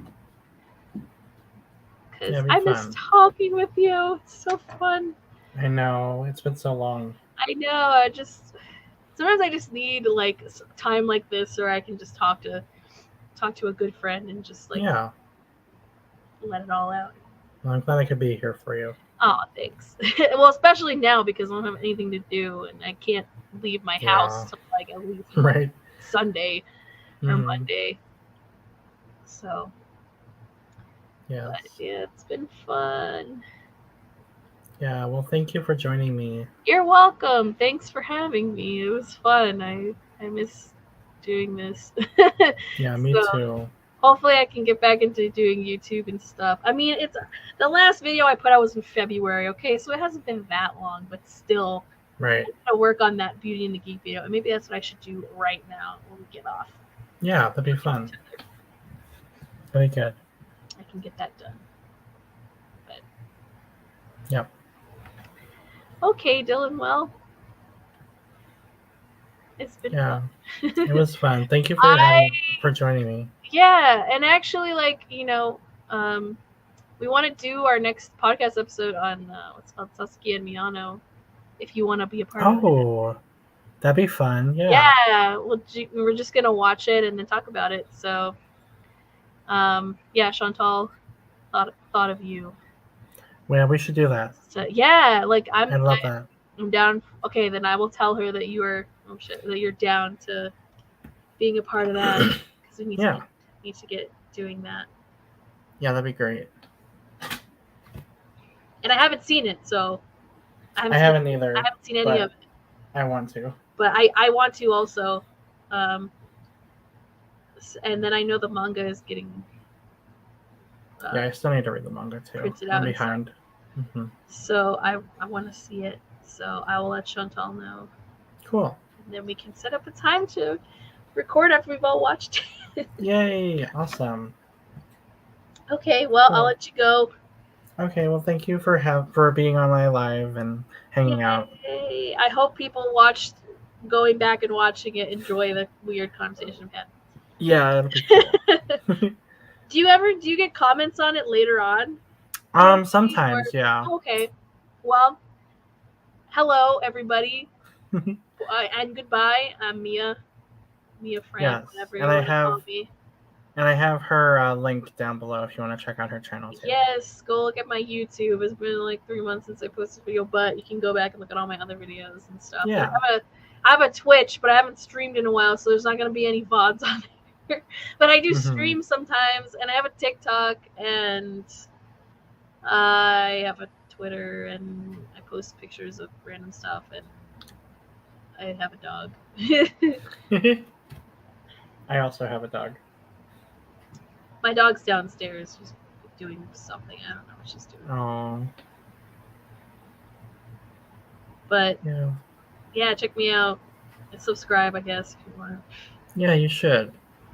All right. Well, you all have a good night. Thank you for watching. Bye, everybody. Bye. Later.